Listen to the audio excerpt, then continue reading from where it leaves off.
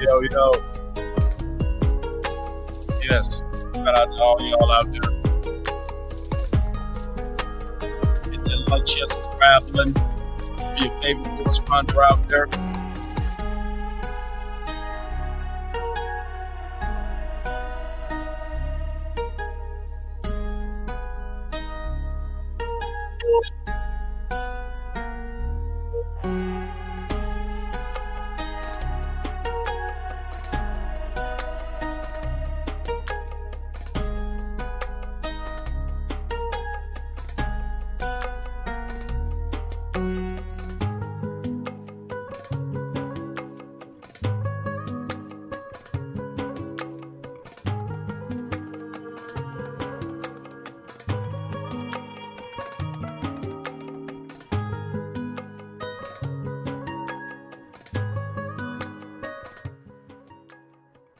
Yo, yo, yo, yo, yo, yo, yo. What's good out there? What's good? What the French toast is there to think about? What the French toast is there to think about? Shots fired! Shots fired! Yes, I guarantee you some shots probably will be fired tonight in this debate. I'm not sure yet. I'm not sure. I'm here for it. You know what I'm saying? Shout out to all my subscribers out there. Mad love to you guys. Hit that like, share, subscribe button for me. Thank you so much. You know what I'm saying? Whether you're here now with me on the playback, I got number mad love for all my subscribers out there. Yes. Shout out to you guys. Show me some love from your favorite correspondent. Real talk. So yes, I got a few things that we're going to go through and stuff like that, you know, to kind of do some recaps and things like that. And, you know, yeah, before we actually get ready to dive off into the situation here, I'm gonna do it from NBC. So they're still doing their thing on NBC right now. So yeah, we're about to dive off into a few things here. So the first thing I'm about to dive off into is we got an update on a situation in Chicago where the young lady that was a mail carrier got deleted a little while back. Hold on here. Let me find it. Yeah. And so yeah, we're going here now, man. Listen, look, this is an update on the young lady that got deleted in Chicago that was a postal worker. So we're about to go here now. Let's check this out. The story of the murder of a postal worker shot while delivering mail took another turn with an announcement by Chicago police that a 15-year-old boy is now charged with her murder. Police tracked down that boy more than 250 miles away in Iowa.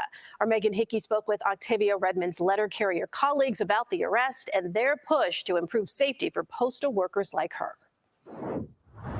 Octavia Redmond's colleagues were relieved to hear that someone was arrested, but they still want to know why she was targeted, and they hope that her death leads to changes in the field. Now we got to relive it again. Letter carrier Elise Foster tells me she got the call about an arrest early this morning. I talked to her husband, Demetrius Redmond, and that's my first call, let him know that my heart goes out to him and that, you know, it's a step in the right direction. 48-year-old Octavia Redmond was fatally shot multiple times. Okay, do y'all remember this young lady right here? A little while back here, she got deleted, you know, delivering mail to look what it seemed like a normal neighborhood. This is sad. These are some of the things that are going on. Times while delivering mail in West Pullman on July 19th. The shooter's getaway vehicle was found abandoned and torched in the middle of a Southside field. This surveillance video was the only look we had at the shooter, showing someone getting into a Dodge Durango before the shooting and then running across the street and out of view of cameras after shots were fired. CPD said they tracked this suspect down to Cedar Rapids, Iowa, where the 15-year-old was arrested on Monday. It would never bring 15? Man. Fifth damn team. Oh my goodness. What is going on here? This is sad right here. What are we teaching our young people? This is crazy. Go back that, you know, it's a step in the right direction, that someone will pay for the vicious crime that they did. Redmond's colleagues and Roseland customers alike. This has been my post office for 48 years. Were relieved and saddened. When children commit adult crimes, then that's a whole different story, and it involves all of us because we are parents. Redmond's death and other safety concerns have fueled legislation aimed at improving.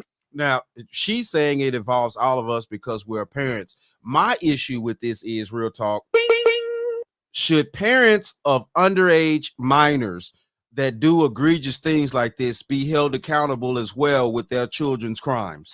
So what the French toast is there to think about? Now, I know nobody want to, I get it. I get it. That's controversy as hell. But seriously, though, let's do some thinking about this. Security. Enough is enough. Including the Postal Reform Act, which would ensure postal police officers could accompany letter carriers on their routes. They now basically sit in parking lots and protect facilities instead of being on the street. Meanwhile, the boy was quickly extradited back to Chicago to face 1 count of first-degree murder in juvenile court. He took a life. Now his life is potentially going to be gone, for the murder. And why? That's a question I'm asking. We all asking why. Why her? What did she do? Today in juvenile court, the 15-year-old suspect was held in custody. A follow-up hearing was set for November 1st. In Roseland. Okay, so yeah, he in custody. Shout out to that. Real talk. Thank God that they have the suspect in custody for this particular situation here, and that woman can get some justice out here. Like, seriously though. So yeah, all right. We're going to keep things moving here. I got a couple of things that I'm going to show you guys. I'm gonna go to TikTok and see what the temperature is for tonight's debate. Let's go here now. I got a couple of them. Here we go. I'm worried about Coach Walz because he's going up against a complete phony in JD Vance. And whenever you're debating a phony, a liar, somebody who has changed their whole personality, not just their point of view, their personality to fit in with a Donald Trump. When you're talking about somebody who will lie on anybody, who's destroyed the Haitian community in his own state just for advantage, you're dealing with a very dangerous person, a very deceitful person. So Coach Walz has to be careful. He's been used to those adoring crowds. Everybody's laughing at his applause lines. He's going to go up against somebody who's mad, who's bitter, who's small, who will say anything, who will do anything. Coach Walz has to be prepared to put this whippersnapper in his place, just like when he was dealing with high school students as a coach. Not this whippersnapper. So what the French toast is there to think about? Man. Not the whippersnapper. I hadn't heard that language being used in quite some time out here. You know what I'm saying? Let me put my white voice on out here, Geez golly. I haven't heard that type of language used in a long time out here. Let me get that Carlton on.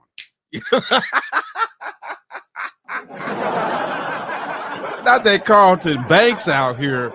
All right, now. All right, so we got another gentleman here. He has something to say as well. Let's go here now. Let's check this out. Look, I think Tim Walz is a buffoon. And although I don't think these candidates normally make that big of a difference in presidential elections, I'd like to see J.D. Vance rip the bark off this guy. Walz is the only school teacher in America who brags when students can't get into Ivy League colleges. And when pressed on the fabrications in his own resume, effectively he just said, "Me no understand words good." I think, and I have a hunch, Walz has a bad temper, and I think J.D. Vance could pick at that and press him on these issues, and we might get a few fireworks out of the VP debate on Tuesday night. So, yes, these are the temperaments. Well, I only had a couple here, but this is what, is being said on TikTok and things like that. So, okay. All right. You know what I'm saying? Yes. Get that Carlton back on. Loved by anyone. Oh man, it's crazy out here. So yes, we have a few more things that are going on here. I want to get an update on the postal workers strike situation here. We're about to go here now and get a little update. Hold on, before that, I want to check this out real quick. Obviously, overnight, the port workers strike turned violent. So let's go here now. Let's check this out. Let's see what happened a few hours back. We start the top of the hour this morning with a Fox 5 News alert. Thousands of dock workers are on strike, causing ports across the U.S. to close. Yeah, in total, 36 ports shutting down, including the Port of Baltimore. Melanie Allenwick is there right now live, and she appears to be telling us since this morning that it's been heating up there, and it hasn't been a pleasant sight for many folks, especially the drivers coming in. That's right. So for some people, I think it might have been a bit of a surprise. However, this has been in the news that it could be happening for a few weeks now. So you can see the picket lines behind me here. And this is the main entrance to the Port of Baltimore, the Dundalk Terminal. And you'll see they're walking around the picket lines in circles. Now, Baltimore police were here earlier reminding the picketers that they cannot block the entrance to the port. The longshoremen walked off the job at 12:01 a.m. There was confusion and anger as picketers initially tried to stop trucks from entering, and it did turn violent. I come here for 7 years. I pull the trash and the debris out of here for the Port of Baltimore, and the officer told me to come back and make go in there to get out of my way, and they attacked me and broke the windshield and serrated my face. Look at it. Now, we don't know exactly what happened. The union members said the truck hit one of the picketers as they swarmed around it. We did see an ambulance come to assist, and we know that that gentleman did speak with police officers. Again, we'll let the authorities sort out exactly what happened there. Now, 45 members of the International Longshoremen's Association, 45,000 members. That's a big difference in a number, isn't it? They've all been asking for a 77% pay increase over 6 years and a ban on automation at their ports, a threat to their jobs, they say. Now, well, shout out to all those workers out there, those hardworking men and women, but this is the thing here. I think that we're in a day and time to where a lot of us as natural born American citizens are being unappreciated in a lot of different ways. And this is what's coming up. This is the reason why I'm showing you guys this before we actually get to the debate, so we could actually see what's going on, what has been going on and things like that. And this is very recent here with the dock worker situation and going on strike. They just went on strike, earlier this morning around 12 o'clock. And yes, and also the presidential debate is tonight here in the same day. So yeah, I'm curious to see if they're going to talk about this in the debate tonight as well. And yeah, it's crazy out here that they're having to go through these things. most retailers stocked up on goods prior to the strike, but if it lasts more than a few weeks, supply chain experts say it's consumers who are going to feel the direct impact of higher prices and product shortages, especially for things like fresh fruit, coffee, and cars. The U.S. Marine Alliance, which represents the ports, said it offered 50% pay increases and an agreement to keep current limits on automation, in addition to increased contributions to the retirement plans. But apparently that was not acceptable to the union members. We don't know what the next steps are in terms of the negotiations. Now, we do want to let you know that West Coast ports do remain open. They are a different union and working under a different contract, and many supply chain leaders have rerouted some of their goods and supplies. But on the East Coast, it's going to have to be a wait and see situation as to how directly everyone is. Okay, so the West Side still riding out there. And what the French coast is there to think about? So the West Side still riding. They're still importing and exporting goods on the West Coast. Okay. You know, it is what it is, but that's still going to be kind of difficult for the West Coast to ship a lot of these things across the nation and stuff like that. And the Eastern hubs are having their issues. Like she said, though, they're dealing with a totally different union and things like that. So, yeah, I can see how this is going to go. But it's only so much that the West Coast can ship in and out. And these are just facts. All right, let's go here now. I got a little update about the situation. Let's go here now. Dock workers are now on strike at ports from the East Coast to the Gulf of Mexico. Frank Holland joins us right now. He's got the latest on this. He is right there on the picket lines. And Frank, what's happening? Hey, good morning, Becky. As many as 50,000 longshoremen went on strike at just after midnight this morning, shutting down East and Gulf Coast ports, disrupting the U.S. supply chain, and according to many industries, increasing prices and reducing availability of products going into the key holiday season. As you mentioned behind me, we see some ILA members here gathering right now. Many of them have been here since just after midnight. Earlier this morning, the union actually released some video of the ILA president making a very fiery speech to members about the contentious negotiations with port operators who are known as the USMX. We're going to keep this thing going every day, in and out. We're going to be on the news. We're going to win this thing. Trust me. They can't survive too long, and we're going to get what the we deserve. Believe me. And God bless all of you for being here. Thank you. And the union is asking for higher pay and restrictions on automation at the port. Those are two of the key issues when it comes to this negotiation.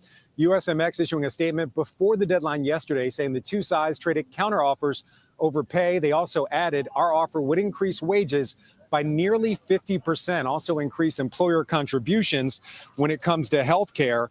They also added that it would also keep the same language when it came to port automation and also semi-automation. This strike will cost the U.S. economy as much as $4 billion a day when it comes to estimates from Jefferies and a number of other analysts and big banks out there.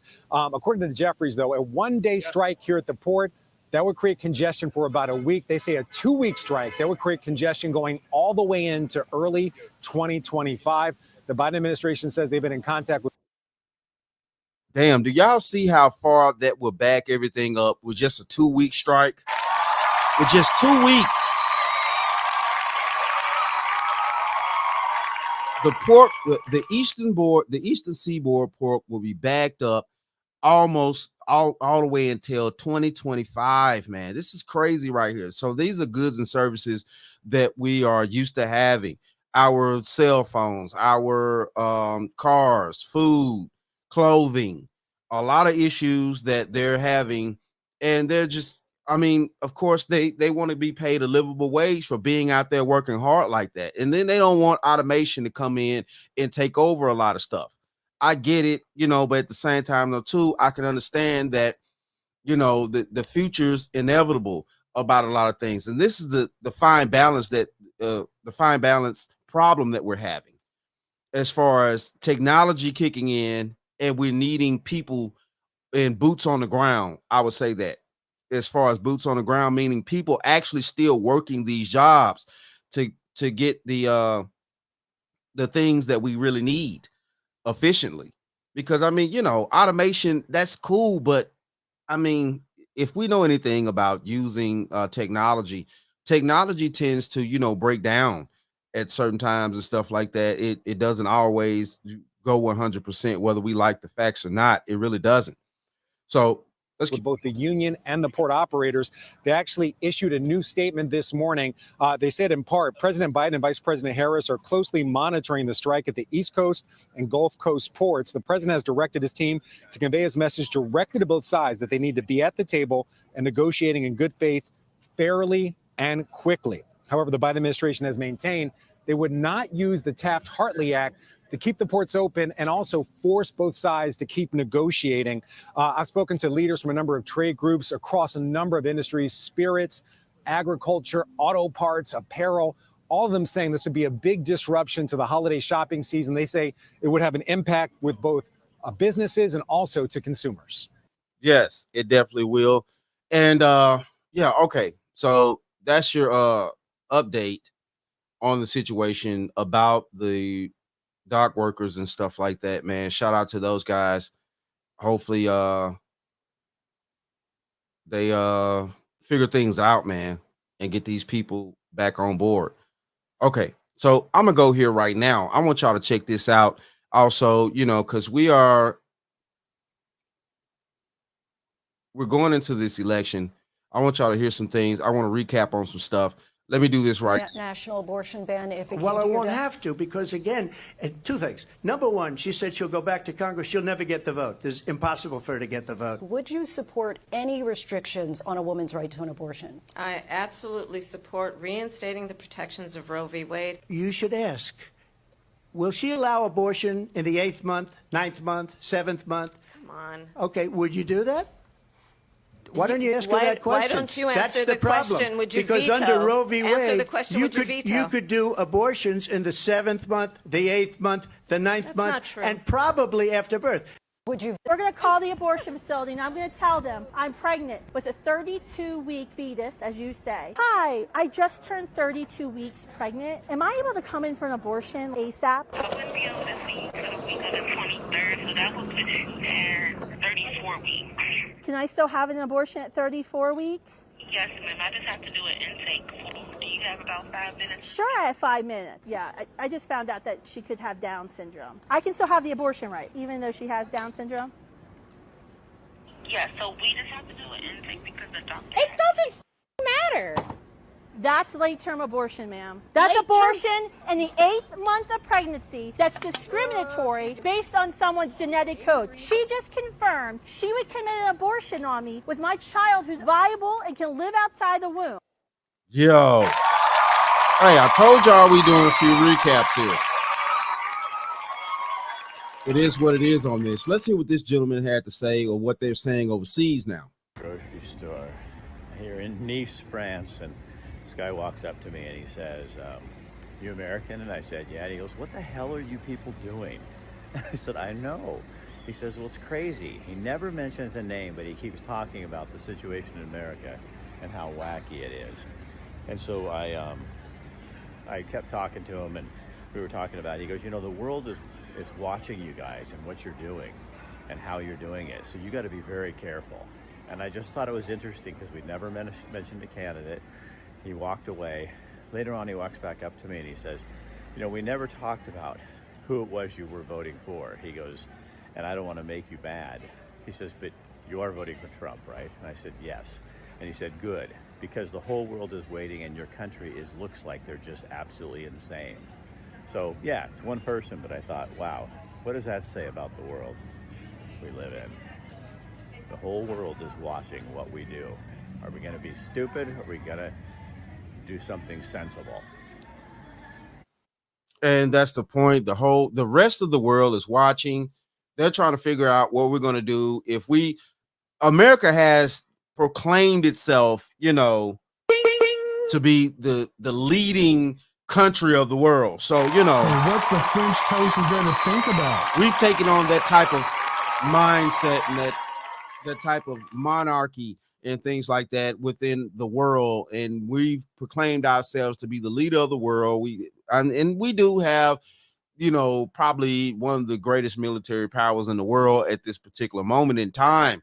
But yes, the rest of the world is looking at us like this gentleman said. He was overseas and they were talking to him about what's going on over here. And I get it. You know, it's definitely the truth. All right. So, excuse me. We're going to keep going here. I got a couple of other things I want to follow up on before we get to the actual situation here. So let's go here now. And we're going to see what's happening here because okay,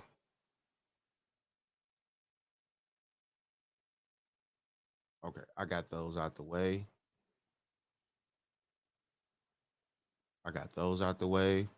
Shout out to everybody. All right, we're going to go here now and we're going to check this out about the situation that they're actually they've been actually flying the immigrants in and stuff like that now.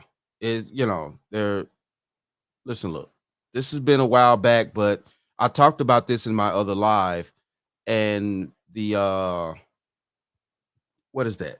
Jesus Christ, I can't think of the name of that. It's a document stating that they are giving these illegals like a pass, a 2-year pass to come over here and stuff like that. But this is going back a little while back here, and they're flying them in. So let's check this out. Now, a controversial Biden administration program is flying tens of thousands of migrants into the U.S. every month, and we're not quite sure where they're going. Alexis McAdams joins us with that part of the story today. Alexis, good morning. Bill, good morning. This is a wild story a lot of people are talking about. It's not just migrants, as we talk about, flooding into the United States on foot pretty much every day, but they're also arriving at airports across the country. And the Biden administration has flown more than 350,000 migrants into the country using a controversial program to grant them humanitarian parole. But today it was just announced before I came out. It was unbelievable. I said, that must be a mistake. They flew 325,000 migrants, flew them in over the borders into our country. And as a hot topic on the campaign trail, Customs and Border Patrol data showing that 357,000 migrants have been flown into the U.S. from Cuba, Haiti, Nicaragua, and Venezuela. That's just through the end of January. It's all part of a special program called the CHNV Parole Program that grants migrants 2 years of humanitarian parole. So the CBP denied a FOIA request to name the airports where the migrants arrived. That was filed by the Center for Immigration Studies. They told them, in part, if disclosed, it would reveal operational vulnerabilities that could be exploited by bad actors. So no answer on where these people were going. While we see massive groups of migrants crossing illegally at the southern border every day, the migrants in this CHNV program are able to apply for asylum. How? Well, they use a cell phone app to do it. There are strict eligibility requirements, though, for this program, including having a supporter in the United States, undergoing security vetting, and then once the 2 years are up, they must apply for renewal or leave the country. So we'll see how that plays out. Republicans arguing that the migrants using Biden's parole program will end up staying here illegally. And several GOP states have already sued the Biden administration over the legality of this program. We're still waiting on a ruling on that. More to come on this. Alexis, thank you here in studio. Dana. Want to bring in the Texas Department of Public Safety Lieutenant Chris Olivares. And let's just look here. The Border Patrol encounters between ports of entry of non-U.S. citizens in the Biden administration fiscal years. You can just see it. It goes up and up and up. And during the Trump administration fiscal years, the numbers are like very starkly different. What else are you seeing right now? And I understand you saw some drug smuggling happening right at the border. Right, Dana. So good morning. Of course, great to be with you. And of course, talking about these flights, there's a lot of unanswered questions. Of course, this has been happening for the last 3 years. I believe, Fox News actually broke that news when there were secret flights at the dead of night that were being transporting illegal immigrants throughout the country. And of course, this has been going on, not just, flying and busing illegal immigrants into the country, but of course, there was a lot of criticism when Governor Abbott started busing illegal immigrants to these sanctuary cities. But one thing it did do was it shed light on the problem, and it forced the issue. It forced some of these governors, some of these mayors in these sanctuary cities to actually talk about the issue, actually force the federal government to actually do something. So a lot of unanswered questions as far as who's coming into the country on these flights. But of course, we talk about the public safety, national security threats, the drugs, the criminals, suspected terrorists. I mean, that is still happening. That is a reality of the current situation on the border. We've been experiencing it for the last 3 years. And still right now, today, those are some of the issues that we're still facing in Texas. Tell me. So this is a recap on what actually, what's happening here. Let's see, this was 6 months ago when this report came out about them actually flying the illegals in at this point. Well, at that point. So now we, and this was 6 months ago. So just imagine how many of them. And what the French toast is there to think about? They've been flying in 6 months now. This report happened 6 months ago when they figured this out. Just imagine how many of them they've been flew in by now and things like that. This is crazy out here. And we're dealing with the unprecedented amount of people that we don't, undocumented people that we don't really know how many of these individuals are in our country, roaming around our states, state to state, just out here. Tell me about some of these pictures that you had about drug smugglers there at the border. So there's always been this argument or this dispute that drugs, only come across, through the ports of entry and vehicles and so forth. But a lot of these drugs are being smuggled between the ports of entry. We know that for a fact. Our state troopers in the last 3 years, because of Governor Abbott's decisive action on the border and through Operation Lone Star, have seized over 468 million lethal doses of fentanyl. These are drugs that have made it past ports of entry, have made it past secondary checkpoints, and if not for our troopers stopping these cars and seizing these drugs, they will make it further into the interior. So a lot of these drug smugglers, the cartels, they're well aware of the vulnerabilities along the border, and they exploit that not only at the ports of entry, but between the ports of entry. We have drug smugglers that are backpacking drugs between those ports of entry. How do your troopers deal with the back and forth between the federal government and the state of Texas as they struggle back and forth in the courts trying to get to a final resolution? Dana, that's been a challenge for the last 3 years. Everything that we've been doing, our efforts in Texas, and of course, you're well aware of that. There's always been this constant battle. Not only that we're having to battle and go against the criminal organizations, the cartels and the smugglers, the criminals, but our own federal government that's trying to stop us in our efforts. I mean, they've been trying to stop Governor Abbott for the last 3 years, whether it's physical barriers, whether it's enforcing the laws, and most recently with SB4, which is a new law that will allow Texas law enforcement to arrest illegal immigrants that cross between a border of entry. There's these constant challenges, and we're trying to do our efforts as trying to secure the border, protect our state, and protect the country. But one thing I can tell you, though, that we have a tremendous workforce. Our troopers are doing a tremendous job working with the soldiers, working with Border Patrol, and we're focusing on going after those criminals, focusing on the threats to public safety, national security. We're seeing all this crime that's taking place in these cities throughout the state. With some of these illegal immigrants that have no reason to be in the country, but it's all because of the abuse of the parole system. Understood. That's why we need some consequences. That's what we're going to do moving forward. Consequences and clarity. Lieutenant Olivares, thank you. We'll be in touch. I'm Steve Ducey. Yes, consequences out here. But see, this is the thing here. This is the thing, man. And that was 6 months ago when that news broadcast happened right there. Now we've updated to the situation. We're about to go here now, and I'm about to recap on a situation here. Hold on real quick. I got this right here. Brother Anton Daniels, and I keep bringing this back up because Brother Anton Daniels actually looked this thing up about the agreement that the Biden administration has came up with as far as, bringing people over here and stuff like that, flying people in, things like that. Let's go here now. Let's check this out real quick. Some insight. So on January 5th, 2023, so while Kamala Harris was sitting there pretending like Trump killed some kind of border security bill to prevent people from coming over here illegally, and this is why you got to do your research. The Biden administration, which includes Kamala Harris, listen, she's lying to you. And this is why you need people that actually can do some research. Because see, I hear something and I got to go and look it up. It's the same thing when I do Bible study. When I do Bible study, I got to go and I see a word and it don't make sense and I'm trying to understand how it's relevant to what we're talking about or what I've been reading. I got to pull out the concordance. I got to start doing some research. I got to look at the verses before it and after it and reference the stories before it so I can understand why that's relevant in this particular thing. It could take one word and I'm going down a rabbit hole. Biden administration announced its intent to provide safe and orderly pathways to the United States. So coming over here legally is not a safe and orderly pathway. Okay. For up to 30. Think about that. Think about that point right there. Coming over here legally, a safe and orderly pathway. So the legal standpoint that we already had set up for immigrants of other countries to want to come over here and move over here and be permanent residents, that's not safe anymore, obviously. That's not good anymore. So now they had to come up with new ways under the damn table, low key, and they did not announce this information to the public. I'm just recapping on a lot of things out there, that we need to actually go into this debate tonight between the two vice presidents elects and things like that we need to actually understand. Because regardless of who you vote for, we're our country is on the line. Our country is on the line here.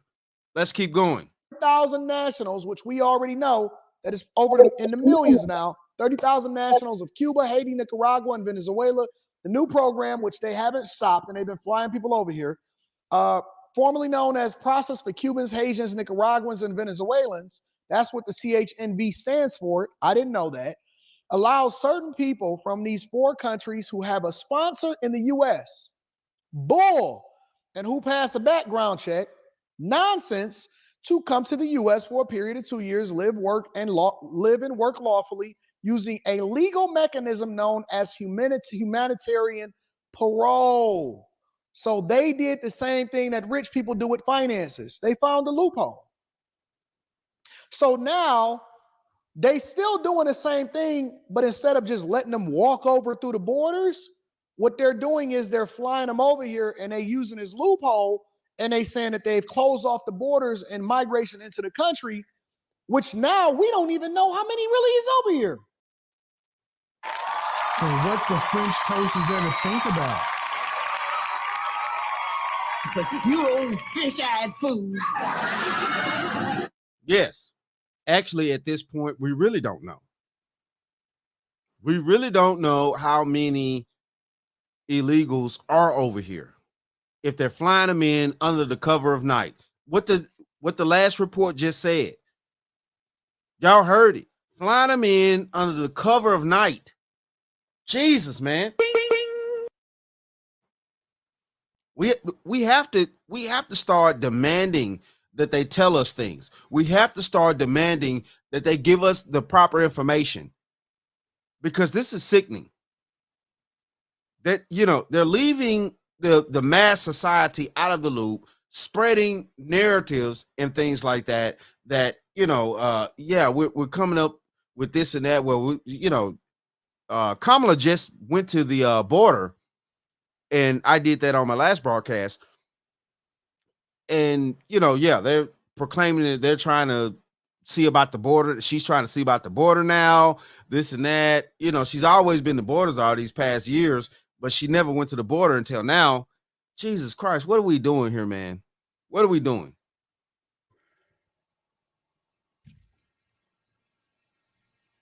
So are they going to go back after 2 years? I doubt it. And why is it more than 500,000 estimated and not just in the 30,000? The creation of this new parole program, however, that's a key word. Remember this. Was coupled with restricted access to asylum at the U.S.-Mexico border for migrants from Cuba, Haiti, Nicaragua, and Venezuela. Starting in January 2023, the government of Mexico agreed to allow the U.S. to expel up to 30,000 migrants from countries to Mexico each month, preventing them from requesting asylum under the U.S. immigration law. With the expiration of Title 42 order in May 2023, the U.S. announced it would formally deport some migrants from these countries to Mexico instead of their home countries.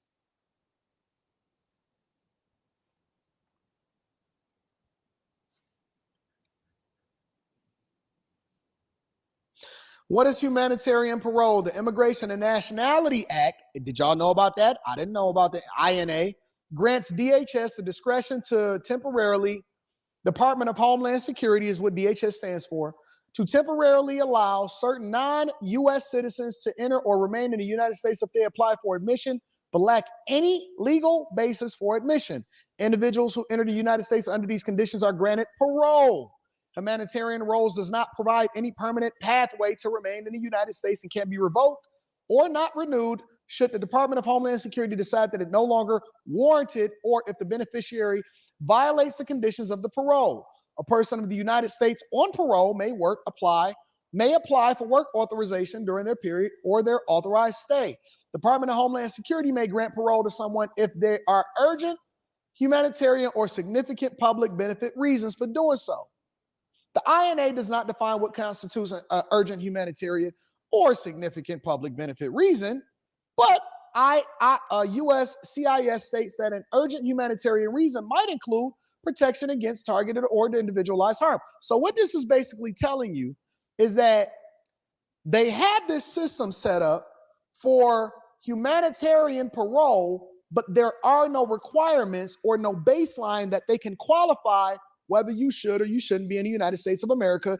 It's all left up to the discretion of the Department of Homeland Security, which we know is corrupt. Mayorkas, anybody? So it's left up to their own reasoning. It's up to them. The INA, which is the Immigration and Nationality Act, does not define what constitutes an urgent humanitarian or significant public benefit reason.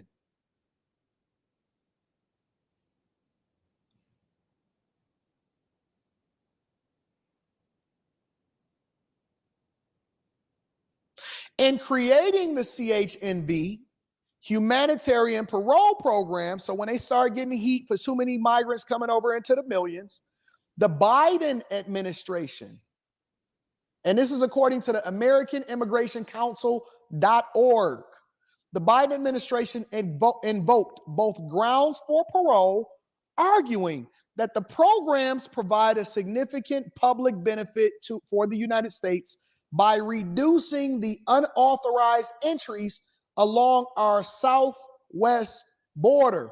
So my point is here as well.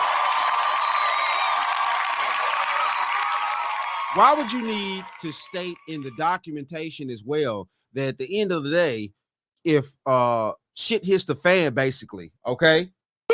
Because that's what that means. Let's see, the Biden administration invokes both grounds for parole. If they're having to put this in here, that if shit hits the fan and it's too many migrants that come over, then they can't be prosecuted, they can't be charged, they can't, it's nothing that can happen to them. And man, come on. This is crazy over here. And we're just steadily bringing people in, low key. Man, all right. While addressing the humanitarian reasons causing people to flee those 4 countries. So what this is saying, in short, for us C students over here, is that they created this program in the beginning of 2023, and no visibility, no publicity was given to it whatsoever. I just found this on a whim. All right. What this is basically telling you is that the Biden administration, to solve for all of the visibility that came from people coming in here illegally on our southern border, created the CHNB humanitarian parole program, which none of the voters know anything about. We don't get these discussed at any of the debates. None of the people that are interviewing these people ask these questions. No, we don't. We haven't heard about none of this. This is crazy. CHNV. Wow. Humanitarian parole program. Wow. Certainly ain't gonna get this question asked from anybody in the audience or Oprah Winfrey.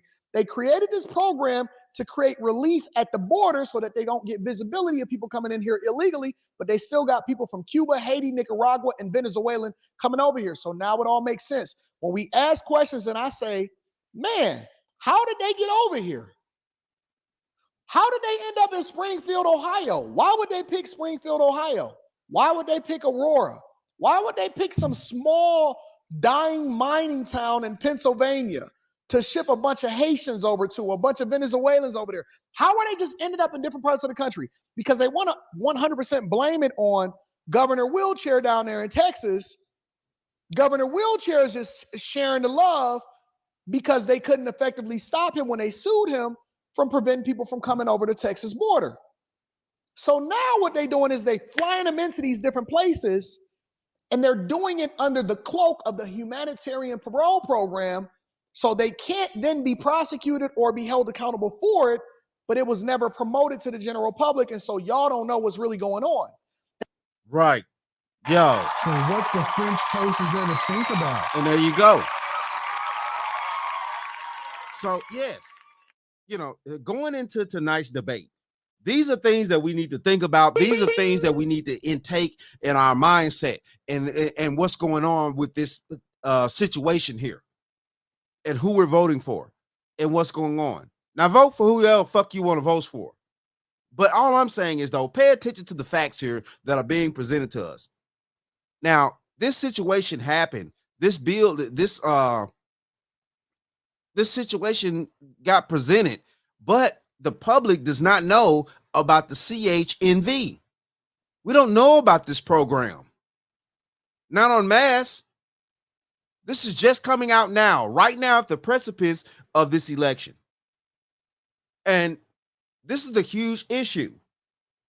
Everything is coming out at the last second, the very last minute and things like that, when people need to actually be making up their minds and trying to figure out what we're going to do, what's best for the country, what's best for us as natural born citizens. I'm all about us as Americans being greedy.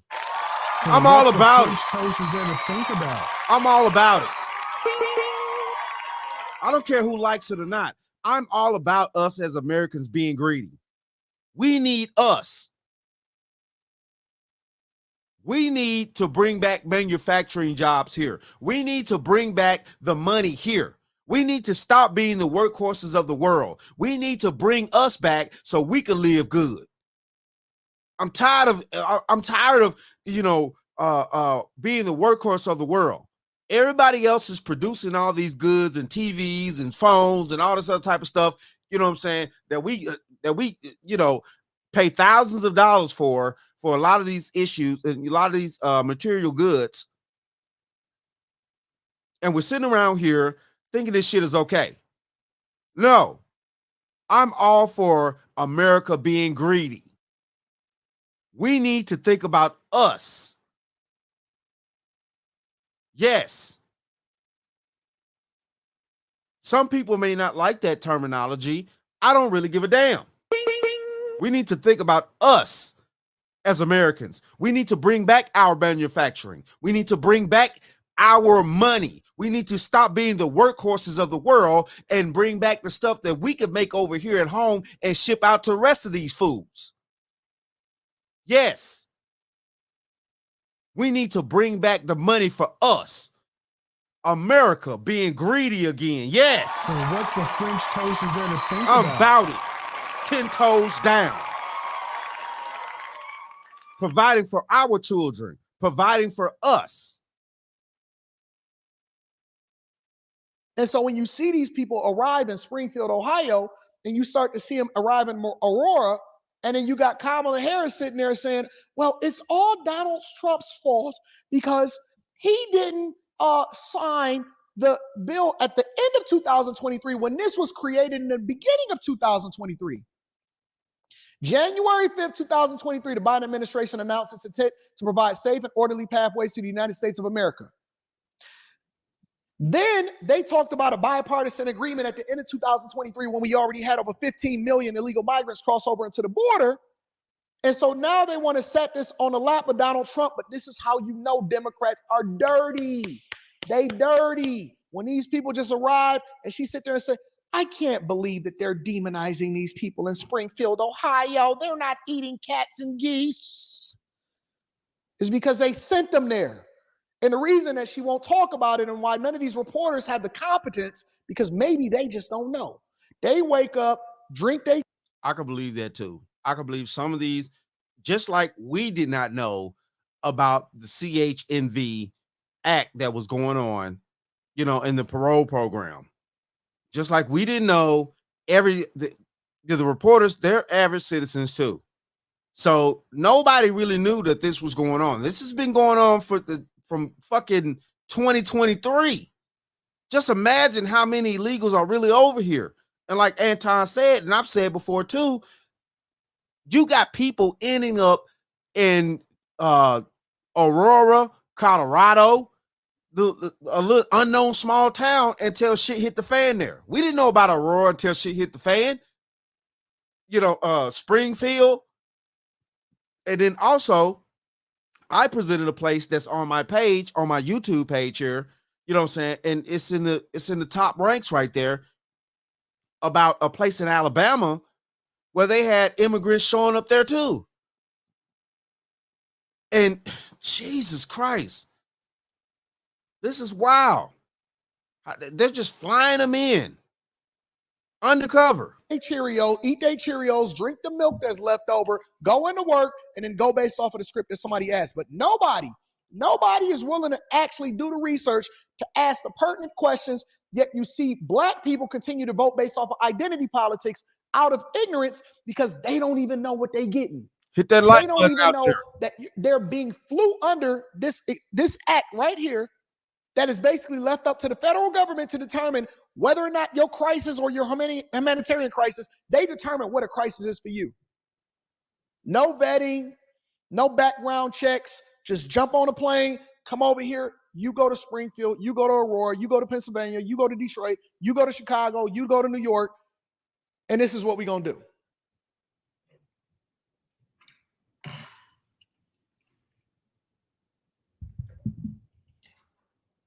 See how we had to go down a rabbit hole? This is why this is the greatest morning show. Tell your grandmother to tune in so she can get this work. Tell your simp daddy to tune. Hey, what the French toast is there to think about? Shout out to Anton.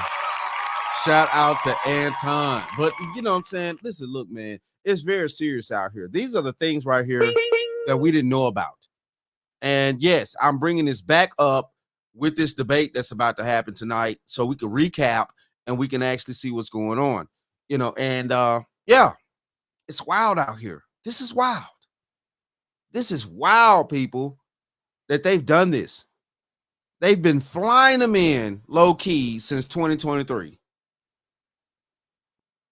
January 5th is when this program was put in place. They've been flying them in undercover since January 2023, pretty much. Man, wow.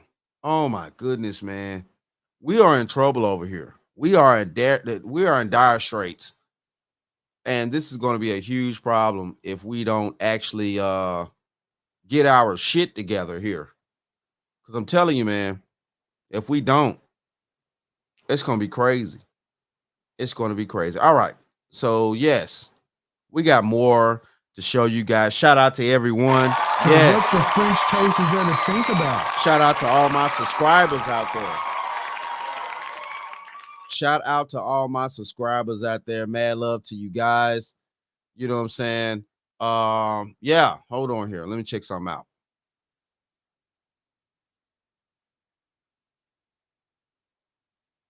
All right. I think I got one more thing I'm going to show you guys, and then we may be getting off into the presidential debate. Hold on here. Hold on here. Let me go here right now. And let's see what Biden had to say about the relief for the hurricane situation here. Let's go here now. I'm going to be asking the American people to continue to help fund the needs of these people. It's not going to be one hit and it's over. It's going to take a hell of a long time. It's going to cost a hell of a lot of money. But this is the United States of America. We've got to do it. So Biden is asking the American people to fund their own relief when they're already suffering. But he can send billions of dollars to other countries who are in need. How about we put our own first? Also, Biden, where are you? Trump was just in Valdosta, Georgia. Also, Ms. Harris, why are you living it up in Vegas right now? Our country is literally underwater. Biden pretty much just said F you to the American people. Gotta love this administration. Yo, hey, yo, hey. And what the French toast is there to think about? It's crazy out here. It is crazy out here. So I got another little thing right here, and we're going to see how many of them are still trying to cross this border right here. Here we go. Hold on here. They're still trying to cross.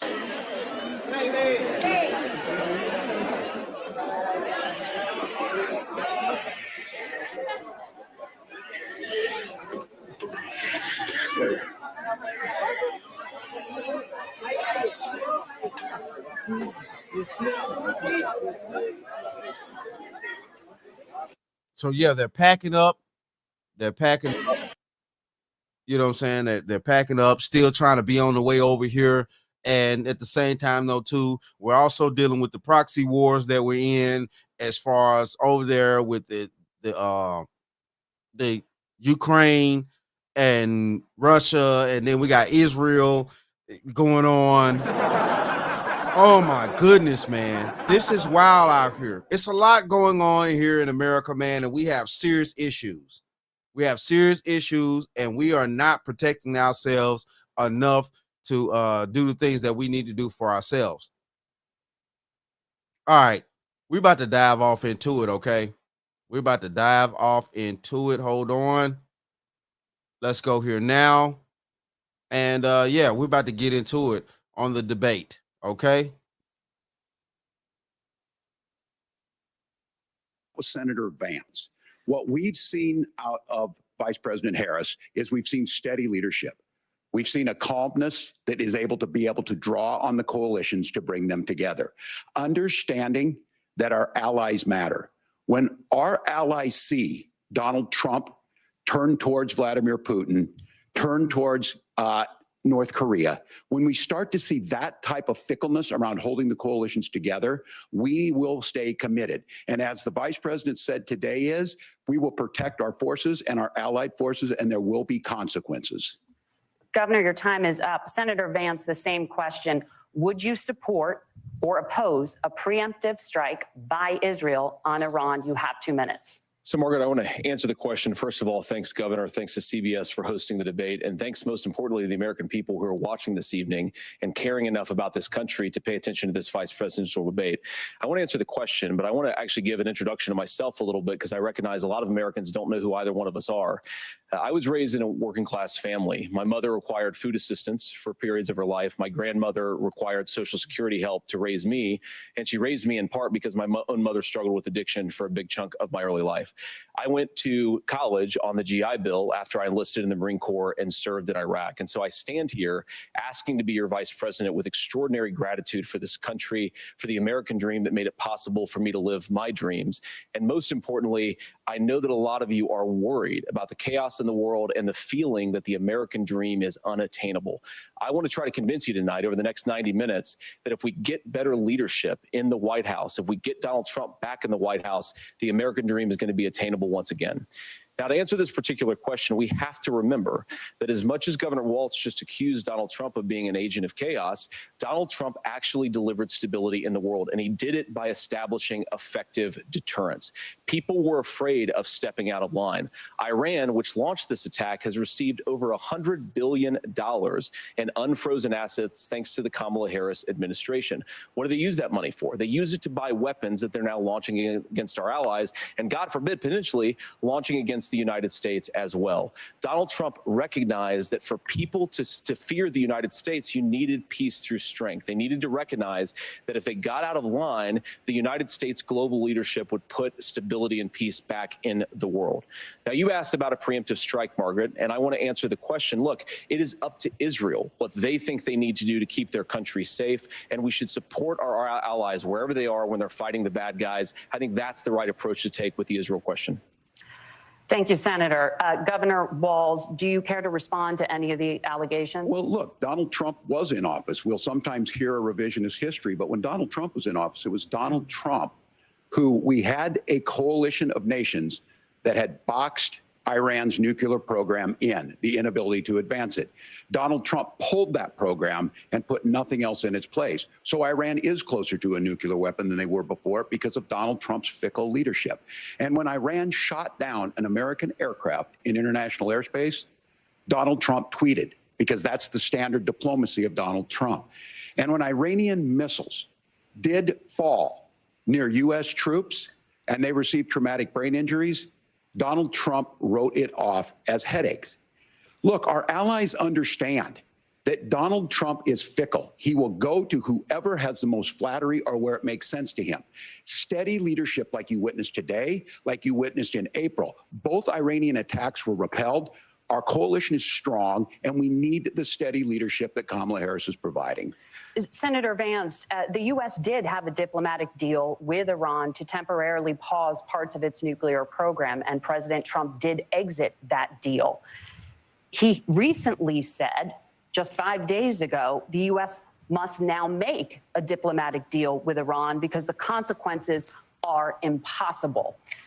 Did he make a mistake? You have 1 minute. Well, first of all, Margaret, diplomacy is not a dirty word, but I think that's something that Governor Walz just said is quite extraordinary. You yourself just said Iran is as close to a nuclear weapon today as they have ever been. And Governor Walz, you blame Donald Trump, who has been the vice president for the last 3.5 years. And the answer is your running mate, not mine. Donald Trump consistently made the world more secure. Now, we talk about what the sequence of events that led us to where we are right now, and you can't ignore October the 7th, which I appreciate Governor Walz bringing up. But when did Iran and Hamas and their proxies attack Israel? It was during the administration of Kamala Harris. So Governor Walz can criticize Donald Trump's tweets, but effective, smart diplomacy and peace through strength is how you bring stability back to a very broken world. Donald Trump has already done it once before. Ask yourself at home, when was the last time, I'm 40 years old, when was the last time that an American president didn't have a major conflict break out? The only answer is during the 4 years that Donald Trump was president. Gentlemen, we have a lot to get to. Nora? Margaret, thank you. Let's Helene. The storm could become one of the deadliest on record. More than 160 people are dead and hundreds more are missing. Scientists say climate change makes these hurricanes larger, stronger, and more deadly because of the historic rainfall. Senator Vance, according to CBS News polling, 7 in 10 Americans and more than 60% of Republicans under the age of 45 favor the U.S. taking steps to try and reduce climate change.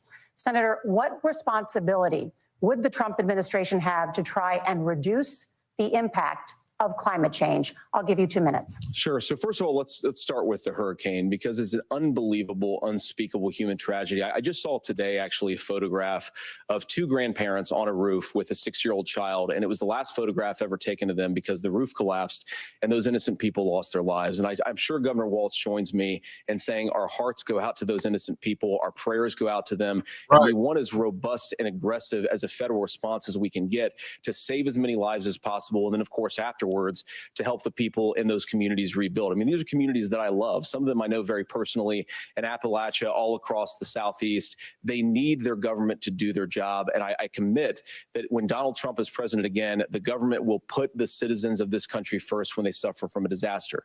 Now, Nora, you asked about climate change. I think this is a very important issue. Look, a lot of people are justifiably worried about all these crazy weather patterns. I think it's important for us, first of all, to say, Donald Trump and I support clean air, clean water. We want the environment to be cleaner and safer. But one of the things that I've noticed some of our Democratic friends talking a lot about is a concern about carbon emissions, this idea that carbon emissions drives all of the climate change. Well, let's just say that's true, just for the sake of argument, so we're not arguing about weird science. Let's just say that's true. Okay. Well, if you believe that, what would you want to do? The answer is that you'd want to reshore as much American manufacturing as possible, and you'd want to produce as much energy as possible in the United States of America, because we're the cleanest economy in the entire world. What have Kamala Harris's policies actually led to? More energy production in China, more manufacturing overseas, more doing business in some of the dirtiest parts of the entire world. And when I say that, I mean the amount of carbon emissions they're doing per unit of economic output. So if we actually care about getting cleaner air and cleaner water, the best thing to do is to double down and invest in American workers and the American people. And unfortunately, Kamala Harris has done exactly the opposite. Governor Walz, you have 2 minutes to respond. Well, we got close to an agreement because all those things are happening. Look, first of all, it is a horrific tragedy with this hurricane. And my heart goes out to the folks that are down there in contact with the governors. I serve as co-chair of the Council of Governors as we work together on these emergency managements. Governors know no partisanship. They work together so all of the governors and the emergency responders are on the ground. Those happen on the front end. The federal government comes in, makes sure they're there to that we recover, but we're still in that phase where we need to make sure that they're staying there, staying focused. Now, look, coming back to the climate change issue, there's no doubt this thing roared onto the scene faster and stronger than anything we've seen. Senator Vance has said that there's a climate problem in the past. Donald Trump called it a hoax and then joked that these things would make more beachfront property to be able to invest in. What we've seen out of the Harris administration now, the Biden-Harris administration, is we've seen this investment. We've seen massive investments, the biggest in global history that we've seen in the Inflation Reduction Act, has created jobs all across the country. 2,000 in Jeffersonville, Ohio, taking the EV technology that we invented and making it here. 200,000 jobs across the country. The largest solar manufacturing plant in North America sits in Minnesota. But my farmers know climate change is real. They've seen 500-year droughts, 500-year floods back to back. But what they're doing is adapting, and this has allowed them to tell me, look, I harvest corn, I harvest soybean, and I harvest wind. We are producing more natural gas and more oil at any time than we ever have. We're also producing more clean energy. So the solution for us is to continue to move forward, that climate change is real. Reducing our impact is absolutely critical, but this is not a false choice. You can do that at the same time you're creating the jobs that we're seeing all across the country. That's exactly what this administration has done. We are seeing us becoming an energy superpower for the future, not just the current. And that's what absolutely makes sense. And then we start thinking about how do we mitigate these disasters. Thank you. Senator, I want to give you an opportunity to respond there. The governor mentioned that President Trump has called climate change a hoax. Do you agree? Well, look, what the president has said is that if the Democrats, in particular Kamala Harris and her leadership, if they really believe that climate change is serious, what they would be doing is more manufacturing and more energy production in the United States of America, and that's not what they're doing. So clearly, Kamala Harris herself doesn't believe her own rhetoric on this. If she did, she would actually agree with Donald Trump's energy policies. Now, something Governor Walz said I think is important to touch upon, because when we talk about clean energy, I think that's a slogan that often the Democrats will use here. I'm talking, of course, about the Democratic leadership. And the real issue is that if you're spending hundreds of millions or even billions of dollars of American taxpayer money on solar panels that are made in China, number one, you're going to make the economy dirtier. We should be making more of those solar panels here in the United States of America. Some of them are, Tim, but a lot of them are being made overseas in China, especially the components that go into those solar panels. So if you really want to make the environment cleaner, you've got. Yes, I definitely agree. Let's make more things over here. I told y'all I want to be more greedy about American status. Gas. We got to invest more in it. Kamala Harris has done the opposite. That's raised energy prices and also meant that we're doing Senator, worse by your the time climate. is up. Governor, would you like to respond? Well, look, we're producing more natural gas than we ever have. There's no moratorium on that. We're producing more oil, but the folks know, and like I said, again, these are not liberal folks. These are not folks that are Green New Deal folks. These are farmers that have been drought one year, massive flooding the next year. They understand that it makes sense. Look, our number one export cannot be topsoil from erosion from these massive storms. We saw it in Minnesota this summer. And thinking about how do we respond to that, we're thinking ahead on this. And what Kamala Harris has been able to do in Minnesota, we're starting to weatherproof some of these things. The infrastructure law that was passed allows us to think about mitigation in the future. How do we make sure that we're protecting by burying our power lines? How do we make sure that we're protecting lakefronts and things that we're seeing more and more of? But to call it a hoax and to take the oil company executives to Mar-a-Lago, say, give me money for my campaign, and I'll let you do whatever you want. We can be smarter about that, and an all-above energy policy is exactly what she's doing, creating those jobs right here. Governor, your time is up. The overwhelming consensus among scientists is that the Earth's climate is warming at an unprecedented rate. Margaret? Thank you, Nora. We're going to turn now to immigration. The crisis at the U.S.-Mexico border consistently ranks as one of the top issues for American voters. Senator Vance, your campaign is pledging to carry out the largest mass deportation plan in American history and to use the U.S. military to do so. Could you be more specific about exactly how this will work? For example, would you deport parents who have entered the U.S. illegally and separate them from any of their children who were born on U.S. soil? You have 2 minutes. So first of all, Margaret, before we talk about deportations, we have to stop the bleeding. We have a historic immigration crisis because Kamala Harris started and said that she wanted to undo all of Donald Trump's border policies. 94 executive orders suspending deportations, decriminalizing illegal aliens, massively increasing the asylum fraud that exists in our system. That has opened the floodgates. And what it's meant is that a lot of fentanyl is coming into our country. I had a mother who struggled with opioid addiction and has gotten clean. I don't want people who are struggling with addiction to be deprived of their second chance because Kamala Harris let in fentanyl into our communities at record levels. So you've got to stop the bleeding. You've got to re-implement Donald Trump's border policies, build the wall, re-implement deportations. And that gets me to your point, Margaret, about what do we actually do? So we've got 25 million illegal aliens who are here in the country. What do we do with them? I think the first thing that we do is we start with the criminal migrants. About 1 million of those people have committed some form of crime in addition to crossing the border illegally. I think you start with deportations on those folks. And then I think you make it harder for illegal aliens to undercut the wages of American workers. A lot of people will go home if they can't work for less than minimum wage in our own country. And by the way, that'll be really good for our workers who just want to earn a fair wage for doing a good day's work. And the final point, Margaret, is you ask about family separation. Right now in this country, Margaret, we have 320,000 children that the Department of Homeland Security has effectively lost. Some of them have been sex trafficked. Some of them hopefully are at homes with their families. Some of them have been used as drug trafficking mules. The real family separation policy in this country is unfortunately Kamala Harris's wide open southern border. And I'd ask my fellow Americans to remember when she came into office, she said she was going to do this. Real leadership would be saying, you know what, I screwed up. We're going to go back to Donald Trump's border policies. I wish that she would do that. It would be good for all of us.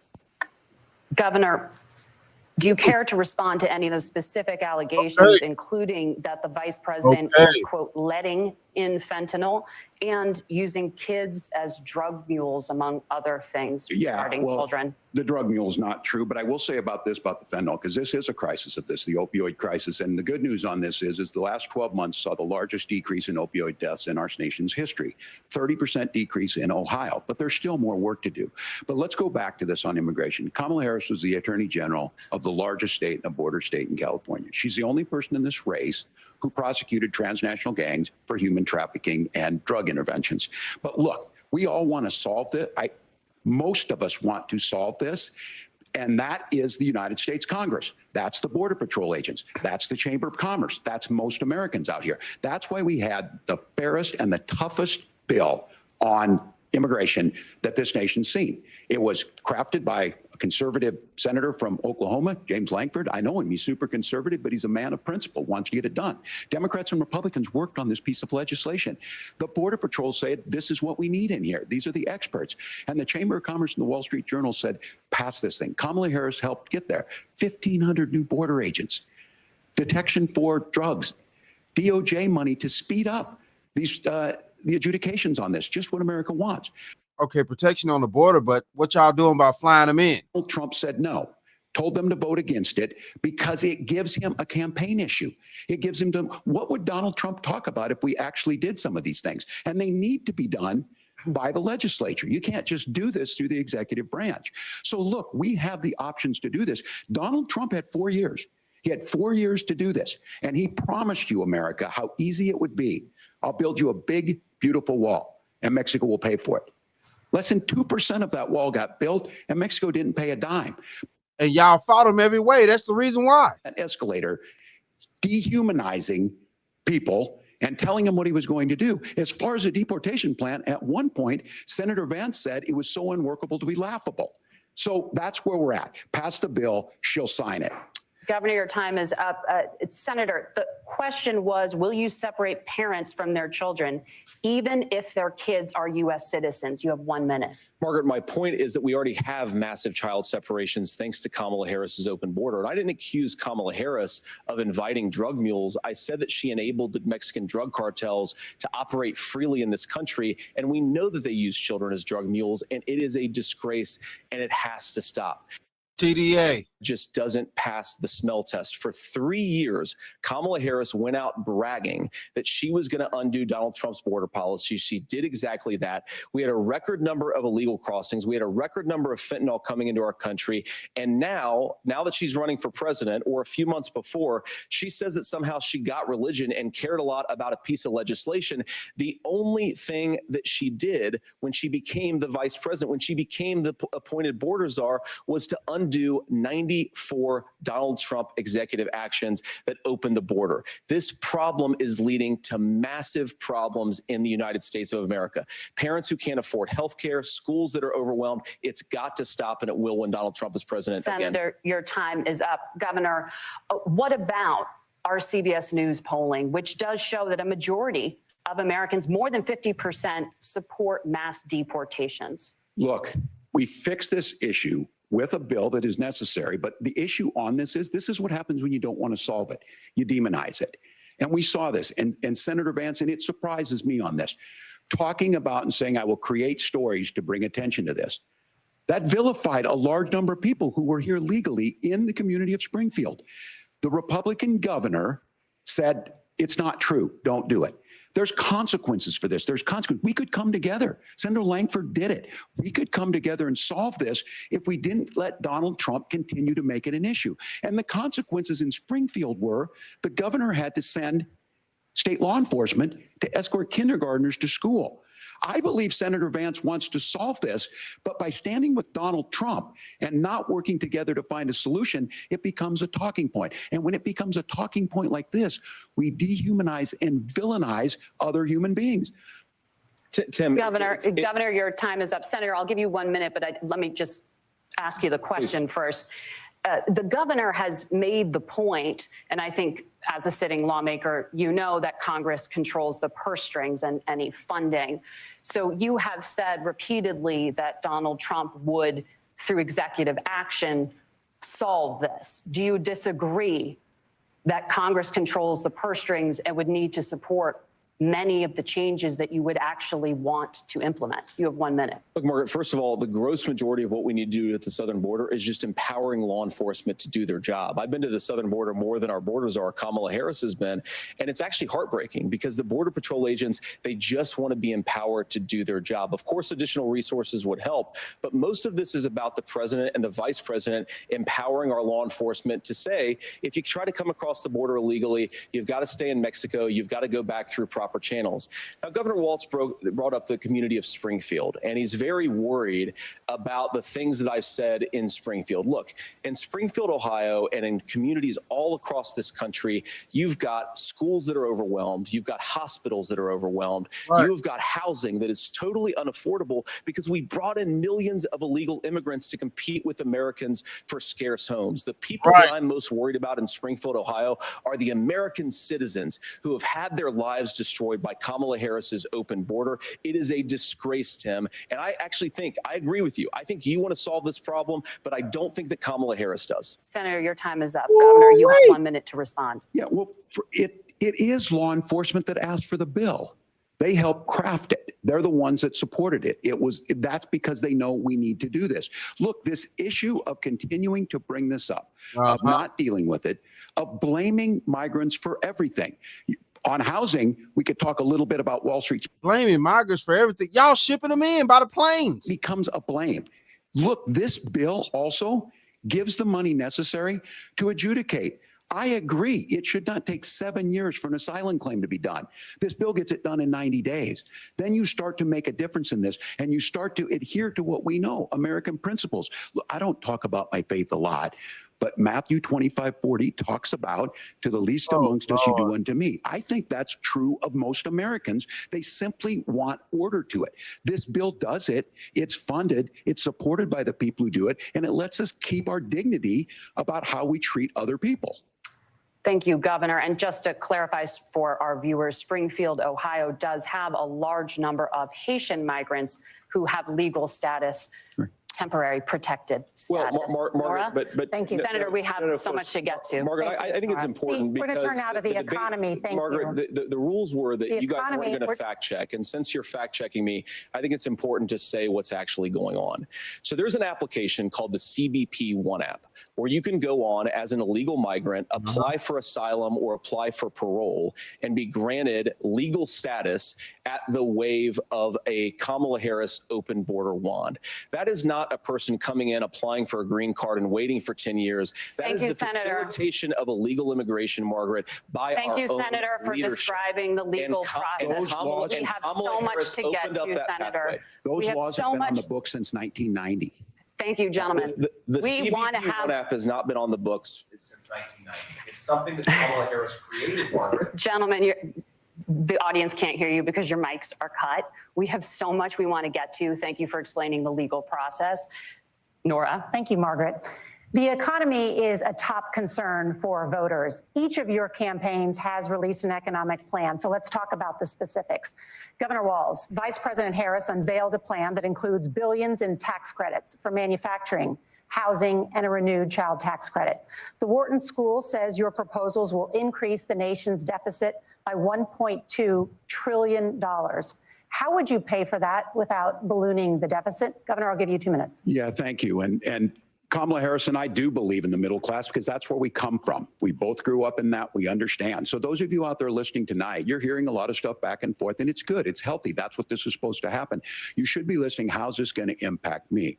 The bold forward plan that Kamala Harris put out there is talking about this housing issue. The one thing is there's 3 million new houses proposed under this plan with down payment assistance on the front end to get you in a house. A house is much more than just an asset to be traded somewhere. It's foundational to where you're at. And then making sure that the things you buy every day, whether they be prescription drugs or other things, that there's fairness in that. Look, the $35 insulin is a good thing, but it costs $5 to make insulin. They were charging $800 before this law went into effect. As far as the housing goes, I've seen it in Minnesota. 12% more houses in Minneapolis, prices went down on rent 4%. It's working. And then making sure tax cuts go to the middle class. $6,000 child tax credit, we have one in Minnesota, reduces childhood poverty by a third. We save money in the long run, and we do the right thing for families. And then getting businesses off the ground. The law as it stands right now is $5,000 tax credit for small business, increasing that to $50,000. Now, this is a philosophical difference between us. Donald Trump made a promise, and I'll give you this. He kept it. He took folks to Mar-a-Lago, said, you're rich as hell, I'm gonna give you a tax cut. He gave the tax cuts that predominantly went to the top class. What happened there was an $8 trillion increase in the national debt, the largest ever. Now he's proposing a 20% consumption or sales tax on everything we bring in. Everyone agrees, including businesses, it would be destabilizing it, it would increase inflation and potentially lead to a recession. Look, this is simple for you. Where are we going? Kamala Harris has said to do the things she wants to do, we'll just ask the wealthiest to pay their fair share. When you do that, our system works best, more people are participating in it, and folks have the things that they need. Senator, I want to give you a moment to respond on that. But similarly, the Wharton School has done an analysis of the Trump plan and says it would increase the nation's deficit by $5.8 trillion. My question is the same for you. How do you pay for all that without ballooning the deficit? I'll give you 2 minutes. Well, first of all, you're going to hear a lot from Tim Walz this evening, and you just heard it in the answer. A lot of what Kamala Harris proposes to do, and some of it, I'll be honest with you, it even sounds pretty good. Here's what you won't hear, is that Kamala Harris has already done it. Because she's been the vice president for 3.5 years. She had the opportunity to enact all of these great policies. And what she's actually done instead is drive the cost of food higher by 25%, drive the cost of housing higher by about 60%, open the American southern border and make middle-class life unaffordable for a large number of Americans. If Kamala Harris has such great plans for how to address middle-class problems, then she ought to do them now. Not when asking for a promotion, but in the job the American people gave her 3.5 years ago. And the fact that she isn't tells you a lot about how much you can trust her actual plans. Now, Donald Trump's economic plan is not just a plan, but it's also a record. A lot of those same economists attack Donald Trump's plans, and they have PhDs, but they don't have common sense and they don't have wisdom, because Donald Trump's economic policies delivered the highest take-home pay in a generation in this country, 1.5% inflation, and to boot, peace and security all over the world. So when people say that Donald Trump's economic plan doesn't make sense, I say, look at the record. He delivered rising take-home pay for American workers. Now, Tim admirably admits that they want to undo the Trump tax cuts. But if you look at what was so different about Donald Trump's tax cuts, even from previous Republican tax cut plans, is that a lot of those resources went to giving more take-home pay to middle-class and working-class Americans. It was passed in 2017, and you saw an American economic boom unlike we've seen in a generation in this country. That is a record that I'm proud to run on, and we're going to get back to that common sense wisdom so that you can afford to live the American dream again. I know a lot of you are struggling. I know a lot of you are worried about paying the bills. It's going to stop when Donald Trump brings back common sense to this country. Governor, do you want to respond to that? What has Kamala Harris done for the middle class? Yeah, well, Kamala Harris's day one was Donald Trump's failure on COVID that led to the collapse of our economy. We were already before COVID in a manufacturing recession, but 10 million people out of work, largest percentage since the Great Depression. 9 million jobs closed on that. That was day one, whether it was the Infrastructure Act or other things we moved. Now, you made a question about experts, said this. I've made a note of this. Economists can't be trusted. Science can't be trusted. National security folks can't be trusted. Look, if you're going to be president, you don't have all the answers. Donald Trump believes he does. My pro tip of the day is this. If you need heart surgery, listen to the people at the Mayo Clinic in Rochester, Minnesota, not Donald Trump. And the same thing goes with this. And I ask you out there, teachers, nurses, truck drivers, or whatever, how is it fair that you're paying your taxes every year and Donald Trump hasn't paid any federal tax in the last 15 years, and the last year as president? That's what's wrong with the system. There's a way around it, and he's bragged about that. We're just asking for fairness in it. Right, he using the same system y'all using. What the fuck? Experts for 40 years said that if we shipped our manufacturing base off to China, we'd get cheaper goods. They lied about that. They said if we shipped our industrial base off to other countries, to Mexico and elsewhere, it would make the middle class stronger. They were wrong about that. They were wrong about the idea that if we made America less self-reliant, less productive in our own nation, that it would somehow make us better off, and they were wrong about it. And for the first time in a generation, Donald Trump had the wisdom and the courage to say to that bipartisan consensus, we're not doing it anymore. We're bringing American manufacturing back. We're unleashing American energy. We're going to make more of our own stuff. And this isn't just an economic issue. I mean, I've got 3 beautiful little kids at home, 7, 4, and 2, and I love them very much, and I hope they're in bed right now.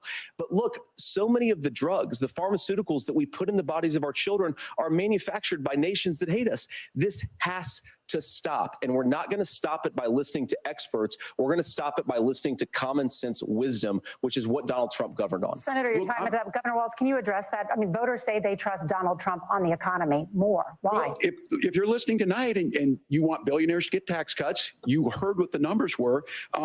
Look, I'm a union guy on this. I'm not a guy who wanted to ship things overseas, but I understand that, look, we produce soybeans and corn. We need to have fair trading partners. That's something that we believe in.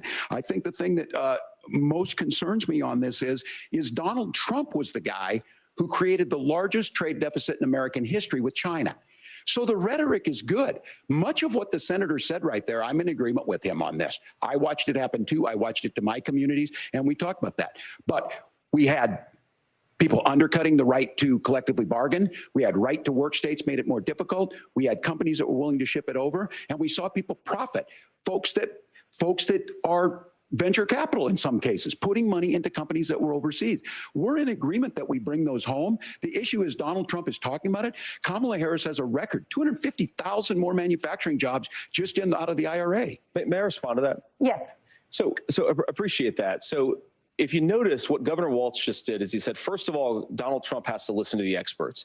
And then when he acknowledged that the experts screwed up, he said, well, Donald Trump didn't do nearly as good of a job as the statistics No, that's a gross generalization. that he did. So what Tim Walz is doing, and I honestly, Tim, I think you got a tough job here, because you've got to play whack-a-mole. You've got to pretend that Donald Trump didn't deliver rising take-home pay, which of course he did. You've got to pretend that Donald Trump didn't deliver lower inflation, which of course he did. And then you've simultaneously got to defend Kamala Harris's atrocious economic record, which has made gas, groceries, and housing unaffordable for American citizens. I was raised by a woman who would sometimes go into medical debt so that she could put food on the table in our household. I know what it's like to not be able to afford the things that you need to afford. We can do so much better. To all of you watching, we can get back to an America that's affordable again. We just got to get back to common sense economic principles. I hope we have a conversation on health care then. Okay. Senator, Governor. Please. Thank you. Margaret?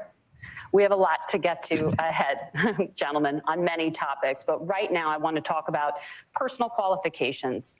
The vice president is often the last voice the president hears before making consequential decisions. We want to ask you about your leadership qualities. Governor Walz, you said you were in Hong Kong during the deadly Tiananmen Square protests in the spring of 1989. But Minnesota Public Radio and other media outlets are reporting that you actually didn't travel to Asia until August of that year.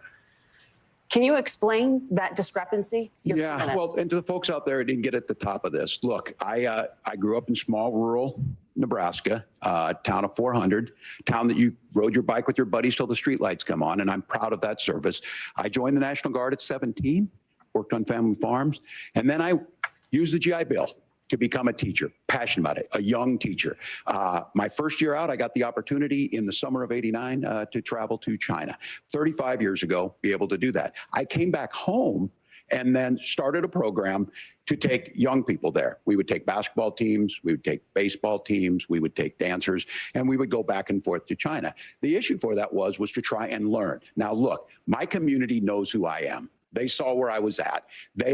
Look, I will be the first to tell you, I have poured my heart into my community. I've tried to do the best I can, but I've not been perfect. And I'm a knucklehead at times, but it's always been about that. Those same people elected me to Congress for 12 years.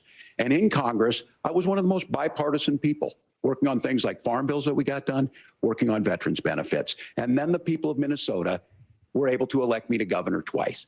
So look, my commitment has been from the beginning to make sure that I'm there for the people, to make sure that I get this right. I will say more than anything, many times I will talk a lot. I will get caught up in the rhetoric, but being there the impact it made, the difference it made in my life, I learned a lot about China. I hear the critiques of this. I would make the case that Donald Trump should have come on one of those trips with us. I guarantee you he wouldn't be praising Xi Jinping about COVID. And I guarantee you he wouldn't start a trade war that he ends up losing. So this is about trying to understand the world. It's about trying to do the best you can for your community. And then it's putting yourself out there and letting your folks understand what it is. My commitment, whether it be through teaching, which I was good at, or whether it was being a good soldier or was being a good member of Congress, those are the things that I think are the values that people care about. Governor, just to follow up on that, the question was, can you explain the discrepancy? All I said on this is I got there that summer and misspoke on this. So I will just, that's what I've said. So I was in Hong Kong and China during the democracy protests, went in. And from that, I learned a lot of. But was you at war though? What? Okay. Thank you, Governor. Okay. Senator Vance, in 2016, you called your running mate, Donald Trump, unfit for the nation's highest office, and you said he could be America's Hitler. I know you've been asked many times, and you've said you regret those comments and explained you then voted for Donald Trump in 2020. But the Washington Post reported new messages last week in which you also disparaged Trump's economic record while he was president, writing to someone in 2020, quote, Trump thoroughly failed to deliver his economic populism. You're now his running mate, and you've shifted many of your policy stances to align with his. If you become vice president, why should Americans trust that you will give Donald Trump the advice he needs to hear and not just the advice he wants to hear? You have 2 minutes. Well, first of all, Margaret, because I've always been open. And sometimes, of course, I've disagreed with the president, but I've also been extremely open about the fact that I was wrong about Donald Trump. I was wrong, first of all, because I believed some of the media stories that turned out to be dishonest fabrications of his record. But most importantly, Donald Trump delivered for the American people. Rising wages, rising take-home pay, an economy that worked for normal Americans, a secure southern border, a lot of things, frankly, that I didn't think he'd be able to deliver on. And yeah, when you screw up, when you misspeak, when you get something wrong and you change your mind, you ought to be honest with the American people about it. It's one of the reasons, Margaret, why I've done so many interviews is because I think it's important to actually explain to the American people where I come down on the issues and what changed. Now, you pointed out some messages from 2020. Margaret, I've been extremely consistent that I think there were a lot of things that we could have done better in the Trump administration the first round if Congress was doing its job. I strongly believe, and I've been a United States Senator, that Congress is not just a high-class debating society. It's not just a forum for senators and congressmen to whine about problems. It's a forum to govern. So there were a lot of things on the border, on tariffs, for example, where I think that we could have done so much more if the Republican Congress and the Democrats in Congress had been a little bit better about how they govern the country. They were so obsessed with impeaching Donald Trump, they couldn't actually govern. And I want to talk about this tariff issue in particular, Margaret, because Tim just accused this of being a national sales tax. Look, the one thing, and you're probably surprised to hear me praising Joe Biden, but the one thing that Joe Biden did is he continued some of the Trump tariffs that protected American manufacturing jobs. And it's the one issue, the most pro-worker part of the Biden administration, it's the one issue where Kamala Harris has run away from Joe Biden's record. Think about this. If you're trying to employ slave laborers in China at $3 a day, you're going to do that and undercut the wages of American workers unless our country stands up for itself and says, you're not accessing our markets unless you're paying middle-class Americans a fair wage. Senator, your time is up. Right. Americans being selfish. Now to the issue of reproductive rights. Governor Walz, after Roe versus Wade was overturned, you signed a bill into law that made Minnesota one of the least restrictive states in the nation when it comes to abortion. Former President Trump said in the last debate that you believe abortion, quote, in the 9th month is absolutely fine. Yes or no? Is that what you support? I'll give you 2 minutes. That's not what the bill says, but look, this issue is what's on everyone's mind. Donald Trump put this all into motion. He brags about how great it was that he put the judges in and overturned Roe versus Wade, 52 years of personal autonomy. And then he tells us, oh, we send it to the states. It's a beautiful thing. Amanda Zaworski would disagree with you on it's a beautiful thing. A young bride in Texas waiting for their child at 18 weeks. She has a complication, a tear in the membrane. She needs to go in. The medical care at that point needs to be decided by the doctor. And that would have been an abortion. But in Texas, that would have put them in legal jeopardy. She went home, got sepsis, nearly dies, and now she may have difficulty having children. Or in Kentucky, Hadley Duvall, a 12-year-old child raped and impregnated by her stepfather. Those are horrific. Now, when God asked about that, Senator Vance said, 2 wrongs don't make a right. There is no right in this. So in Minnesota, what we did was restore Roe versus Wade. We made sure that we put women in charge of their health care. But look, this is not where, if you don't know Amanda or a Hadley, you soon will. Their Project 2025 is going to have a registry of pregnancies. It's going to make it more difficult, if not impossible, to get contraception and limit access, if not eliminate access to infertility treatments. We already know they're not a part of 2025. Listen, look, it's in the state's hands. How about you people out there is in the states, y'all vote what y'all need to vote in. Well, the states will decide what's right for Texas might not be right for Washington.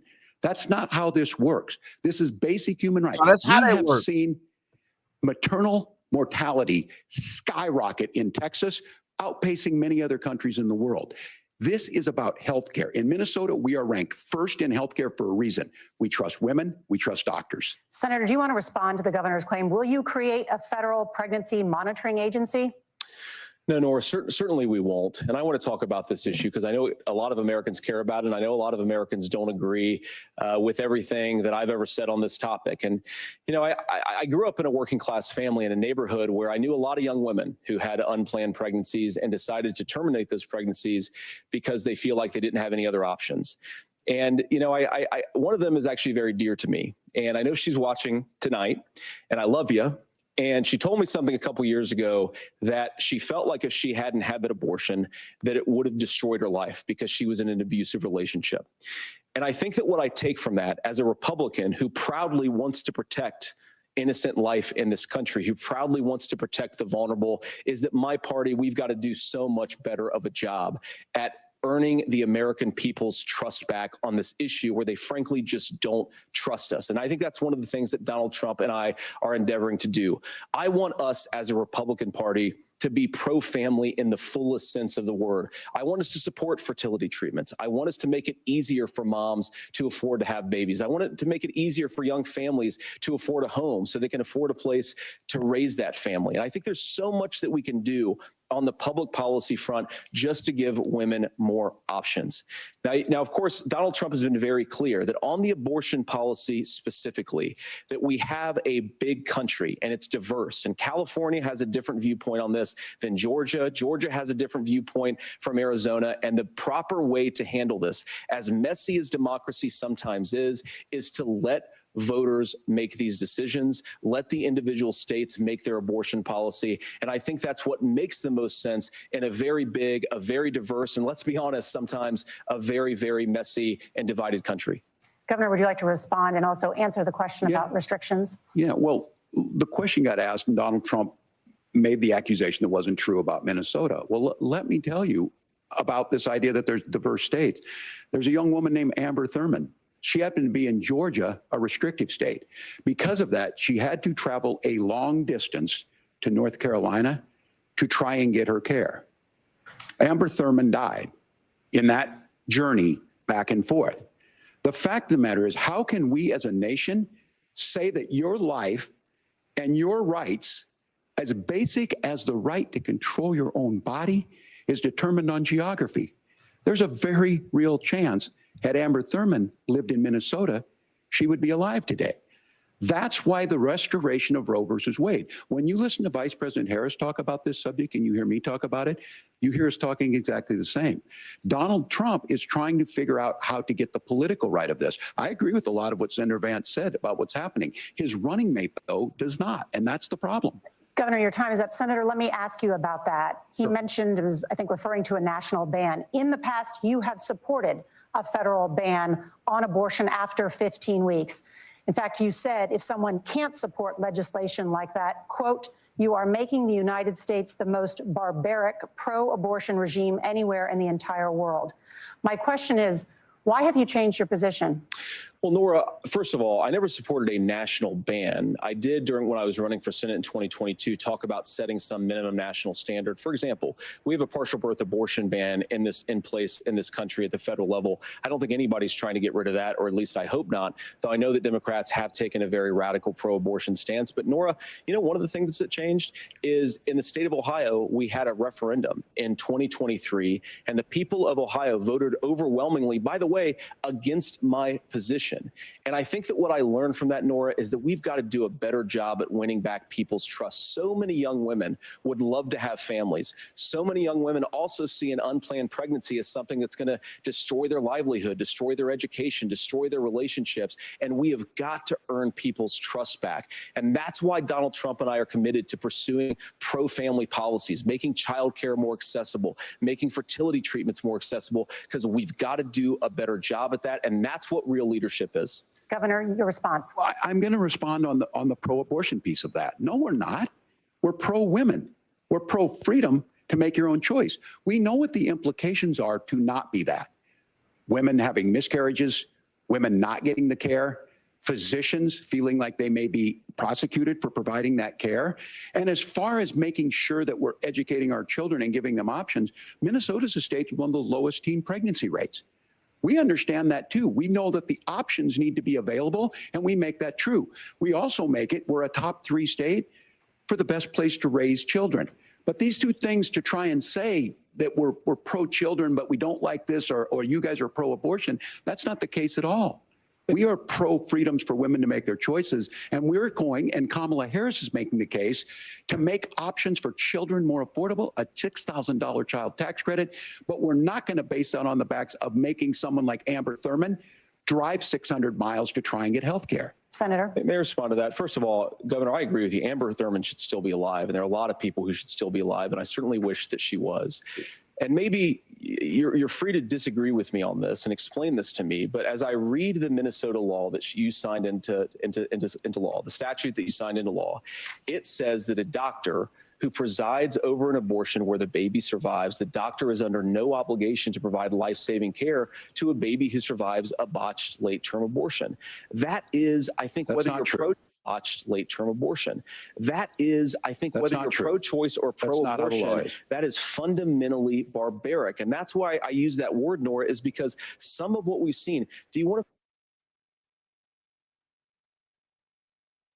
force Catholic hospitals to perform abortions against their will? Because Kamala Harris has supported suing Catholic nuns to violate their freedom of conscience. We can be a big and diverse country where we respect people's freedom of conscience and make the country more pro-baby and pro-family. But please. Yes, Governor, please respond. Look, this is one where there's always something there. This is a very simple proposition. These are women's decisions to make about their healthcare decisions, and the physicians who know best when they need to do this. Trying to distort the way a law is written to try and make a point, that's not it at all. What was I wrong about, Governor? Please tell me, what was I wrong about? That is not the way the law is written. Look, I've given I've given this advice on a lot of things, that getting involved, getting engaged, that's been misread, and it was fact-checked at the last debate. But the point on this is there's a continuation of these guys to try and tell women or to get involved. I use this line on this, just mind your own business on this. Things worked best when Roe versus Wade was in place. When we do a restoration of Roe, that works best. That doesn't preclude us from increasing funding for children. It doesn't increase us from making sure that once that child's born, like in Minnesota, they get meals, they get early childhood education, they get health care.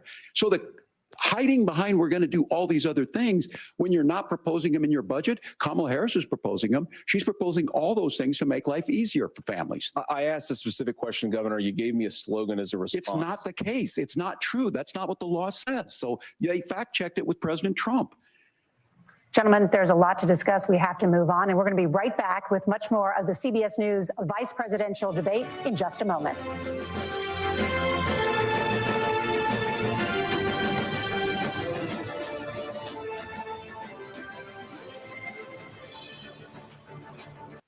Hey everyone. So the team decided to do a fun competition. If you're able to make a donation today, even if it's just a few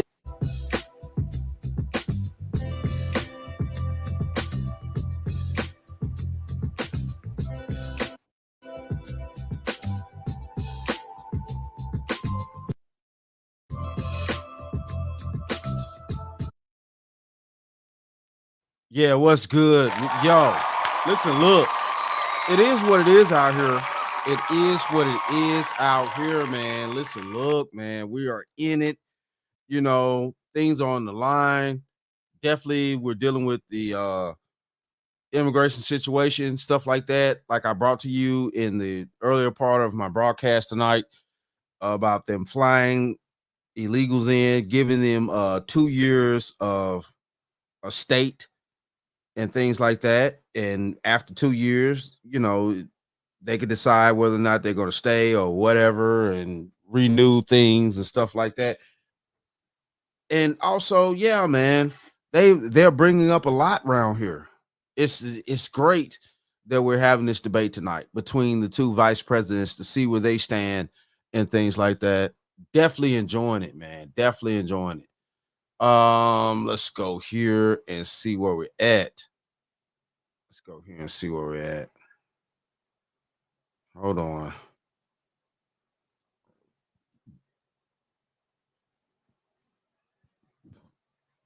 All right.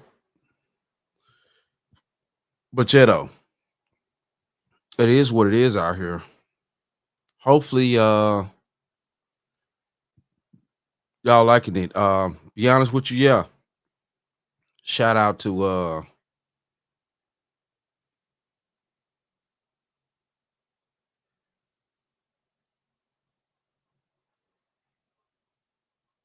also, yeah. Shout out to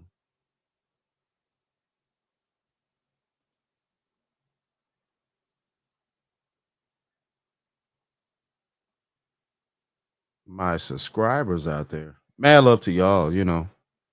Real talk. Get down in the comments. Let me know what you're thinking. Let me know what you're thinking out there.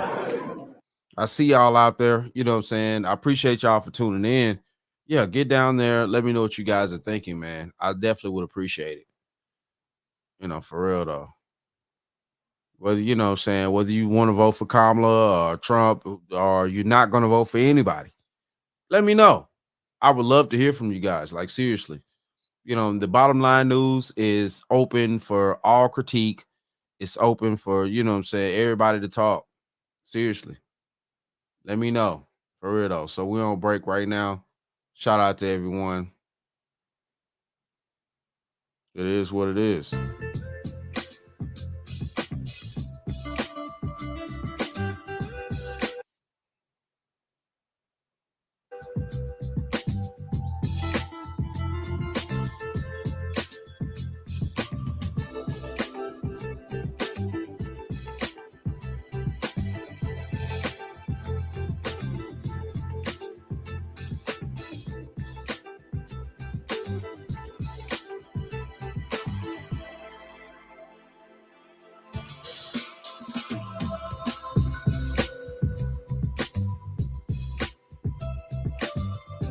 The vote. It's as American as apple pie. It's iconic. Got the flag up. Patriotic. The vote is. Yeah, definitely know what you think. Definitely let me know out there. You know what I'm saying? Because yeah, these are crucial times that we in. I brought y'all the updates and the things like that. You know. All right, we're about to get back into it and see what's going on here.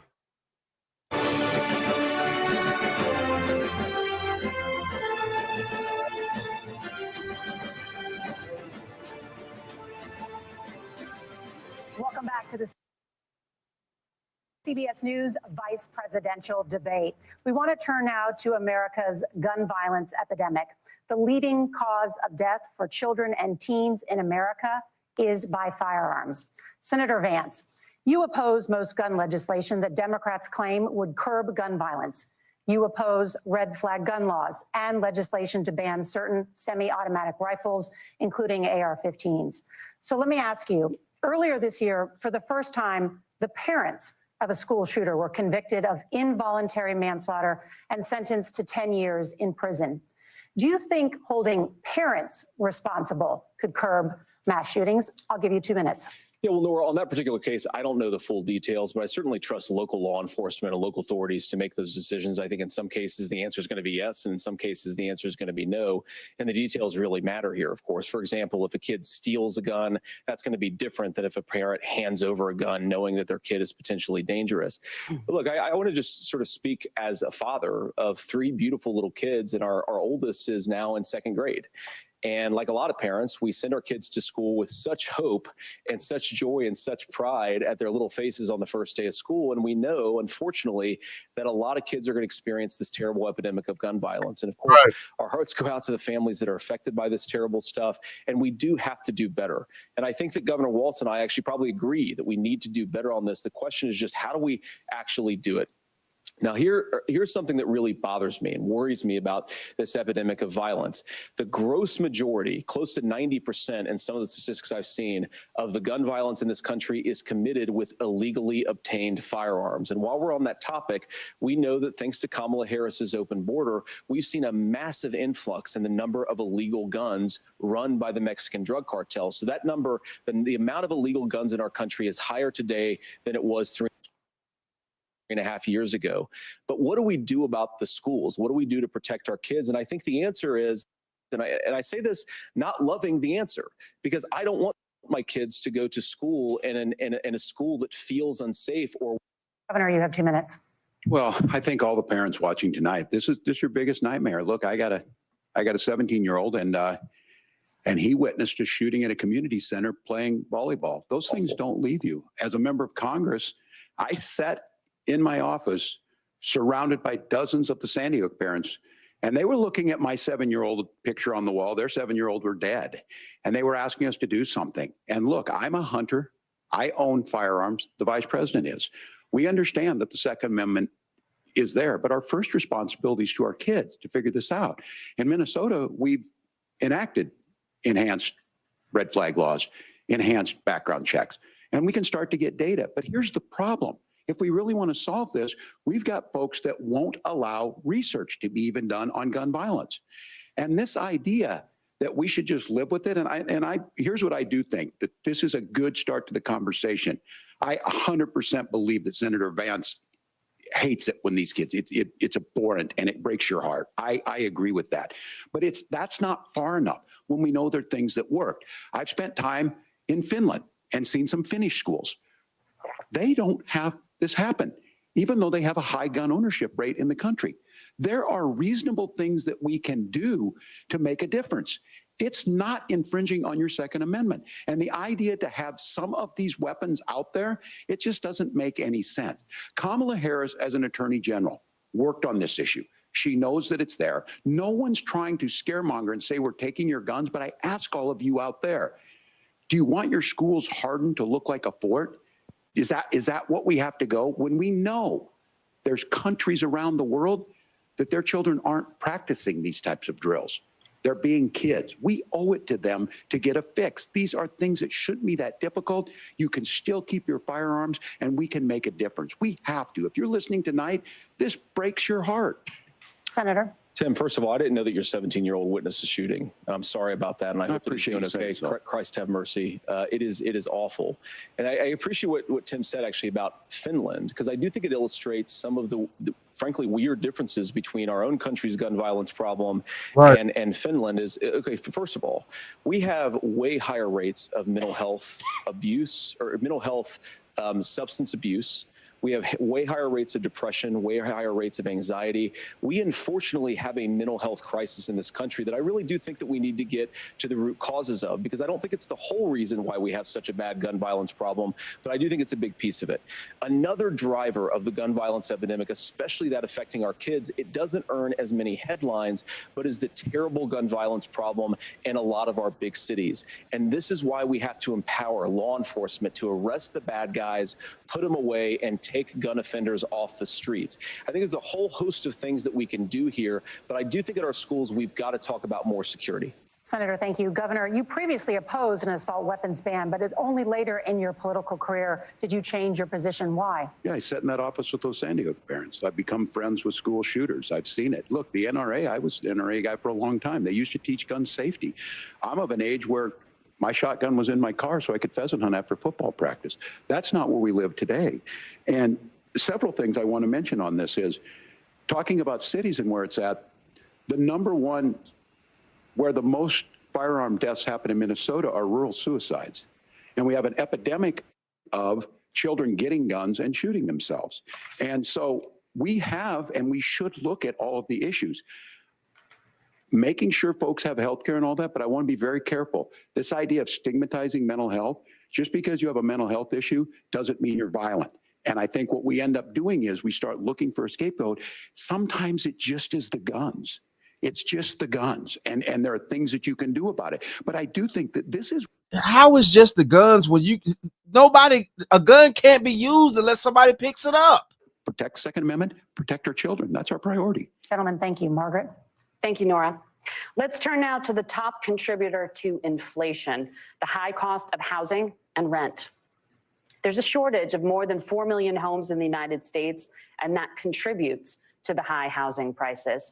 Governor Walz, the Harris campaign promises a $25,000 down payment assistance for first-time home buyers and a $10,000 tax credit. They also promise to build 3 million new homes. Where are you building these homes, and won't handing out that kind of money just drive up prices higher? No, it's not handing out.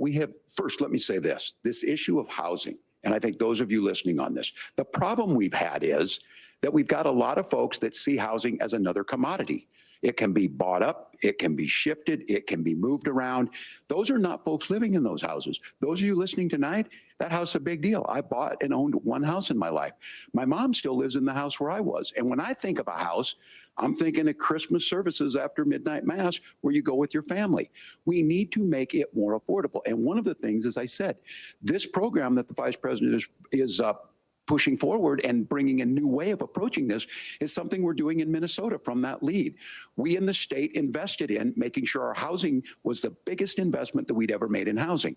It starts to make it easier. We cut some of the red tape. Local folks, look, we can't do it at the federal level, but local folks make it easier to build those homes. And then that down payment assistance. I can tell all of you out there, certainly for me, using the GI Bill was one thing, but a veteran's home loan, the big thing about a veteran's home loan is you don't have to pay the down payment. Those are things that make it there. Now, look, you're going to pay it back and you're going to pay your mortgage. Those are things that we know in the long run, the appreciated value, the generational wealth that's created from it. And I will give Minneapolis an example. Minneapolis is the one city where we've seen the lowest inflation rates. We've seen a 12% increase in stock because we've put some of these things in, and we're implementing a state program to make sure we give some of that down payment assistance. We get it back from people because here's what we know. People with stable housing end up with stable jobs. People with stable housing have their kids able to get to school. All of those things in the long run end up saving our money. And that's the thing that I think we should be able to find some common ground in, but we can't blame immigrants for the only reason. That's not the case that's happening in many cities. The fact of the matter is that we don't have enough naturally affordable housing, but we can make sure that the government's there to help kickstart it, create that base. Governor, your time is up. Senator Vance, as far as your campaign's position, the promise is to seize federal lands to build homes, remove regulation, provide tax breaks, and cut back on immigration, which you say pushes up prices. Where are you going to build all the new homes you're promising, and what part of any of this plan will provide immediate relief? You have 2 minutes. Well, first of all, Tim just said something that I agree with. We don't want to blame immigrants for higher housing prices, but we do want to blame Kamala Harris for letting in millions of illegal aliens into this country, which does drive up costs, Tim. 25 million illegal aliens competing with Americans for scarce homes is one of the most significant drivers of home prices in the country. It's why we have massive increases in home prices that have happened right alongside massive increases in illegal alien populations under Kamala Harris's leadership. Now, Tim just mentioned a bunch of ideas. Now, some of those ideas I actually think are halfway decent, and some of them I disagree with. But the most important thing here is Kamala Harris is not running as a newcomer to politics. She is the sitting vice president. If she wants to enact all of these policies to make housing more affordable, I invite her to use the office that the American people already gave her, not sit around and campaign and do nothing while Americans find the American dream of homeownership completely unaffordable. Now, you asked, Margaret, what would immediately change the equation for American citizens if you lower energy prices? As Donald Trump says, drill, baby, drill. One of the biggest drivers of housing costs, aside from illegal immigration, is, think about it. If a truck driver is paying 40% more for diesel, then the lumber he's delivering to the job site to build the house is also going to become a lot more expensive. If we open up American energy, you will get immediate pricing relief for American citizens, not, by the way, just in housing, but in a whole host of other economic goods too. Senator Vance, you still have 23 seconds there. Do you want to answer? Can I have it? Where, yeah. Governor, we will get to you in a moment. But Senator, where are you going to seize the federal lands? Can you clarify? Well, what Donald Trump has said is we have a lot of federal lands that aren't being used for anything. They're not being used for national park. They're not being used, and they could be places where we build a lot of housing. And I do think that we should be opening up building in this country. We have a lot of land that could be used. We have a lot of Americans that need homes. We should be kicking out illegal immigrants who are competing for those homes, and we should be building more homes for the American citizens who deserve to be here. Senator, your time is up. Governor, I do want to let you respond to the allegation that the vice president is letting in Well, of course, that's not migrants, true. And again, that you it's have the affecting facts. I housing guess we prices. agreed not to fact check. I'll check it. That, look, crossings are down compared to when Donald Trump left office. But it's, again, blaming and not trying to find the solution. I was going to ask, though, on this question, are we going to drill and build houses in the same federal land? And I think when people hear federal lands, these are really important pieces of land. Now, Minnesota doesn't have a lot of federal lands. I know in the western part of the countries we do. There's not a lot of federal lands in and around Minneapolis, for example. So the issue is I don't understand the federal lands issue unless we see this, and I worry about this as someone who cares deeply about our national parks and our federal lands. Look, Minnesota, we protect these things. We've got about 20% of the world's fresh water. These lands protect. They're there for a reason. They belong to all of us. But again, this is when you view housing and you view these things as commodities. Like, there's a chance to make money here. Let's take this federal land and let's sell it to people for that. I think there's better ways. But see, though, my problem is that Minnesota is just Minnesota. You have to think about the rest of the United States as well. Still on the fact on this, economists, Senator Vance, you said you don't like the economists. Which economists are saying that it is immigrants that's adding to the cost? Governor, Where's your the study? time is up. But Senator, on that point, I'd like for you to clarify. There are many contributing factors to high housing costs. What evidence do you have that migrants are part of this problem? Well, there's a Federal Reserve study that we're happy to share after the debate. We'll put it up on social media, actually, that really drills down on the connection between increased levels of migration, especially illegal immigration, and higher housing prices. Now, of course, Margaret, that's not the entire driver of higher housing prices. It's also the regulatory regime of Kamala Harris. Look, we are a country of builders. We're a country of doers. We're a country of explorers. But we increasingly have a federal administration that makes it harder to develop our resources, makes it harder to build things, and wants to throw people in jail for not doing everything exactly as Kamala Harris says they have to do. And what that means is that you have a lot of people who would love to build homes who aren't able to build homes. I actually agree with Tim Walz. We should get out of this idea of housing as a commodity. But the thing that has most turned housing into a commodity is giving it away to millions upon millions of people who have no legal right to be here. What are the federal regulations? I deal with this as a governor. You can very quickly reply. I'm sorry. I get this as a governor, and I don't necessarily disagree with that in some cases, many of those are local, many of them are state. I don't know which ones are federal, but I think whenever we talk regulations, people think they can get rid of them. I think you want to be able to get out of your house in a fire. I think you want to make sure that it's fireproof and those types of things. So which are the regulations? Because the vice president's not responsible for those. Congress writes those.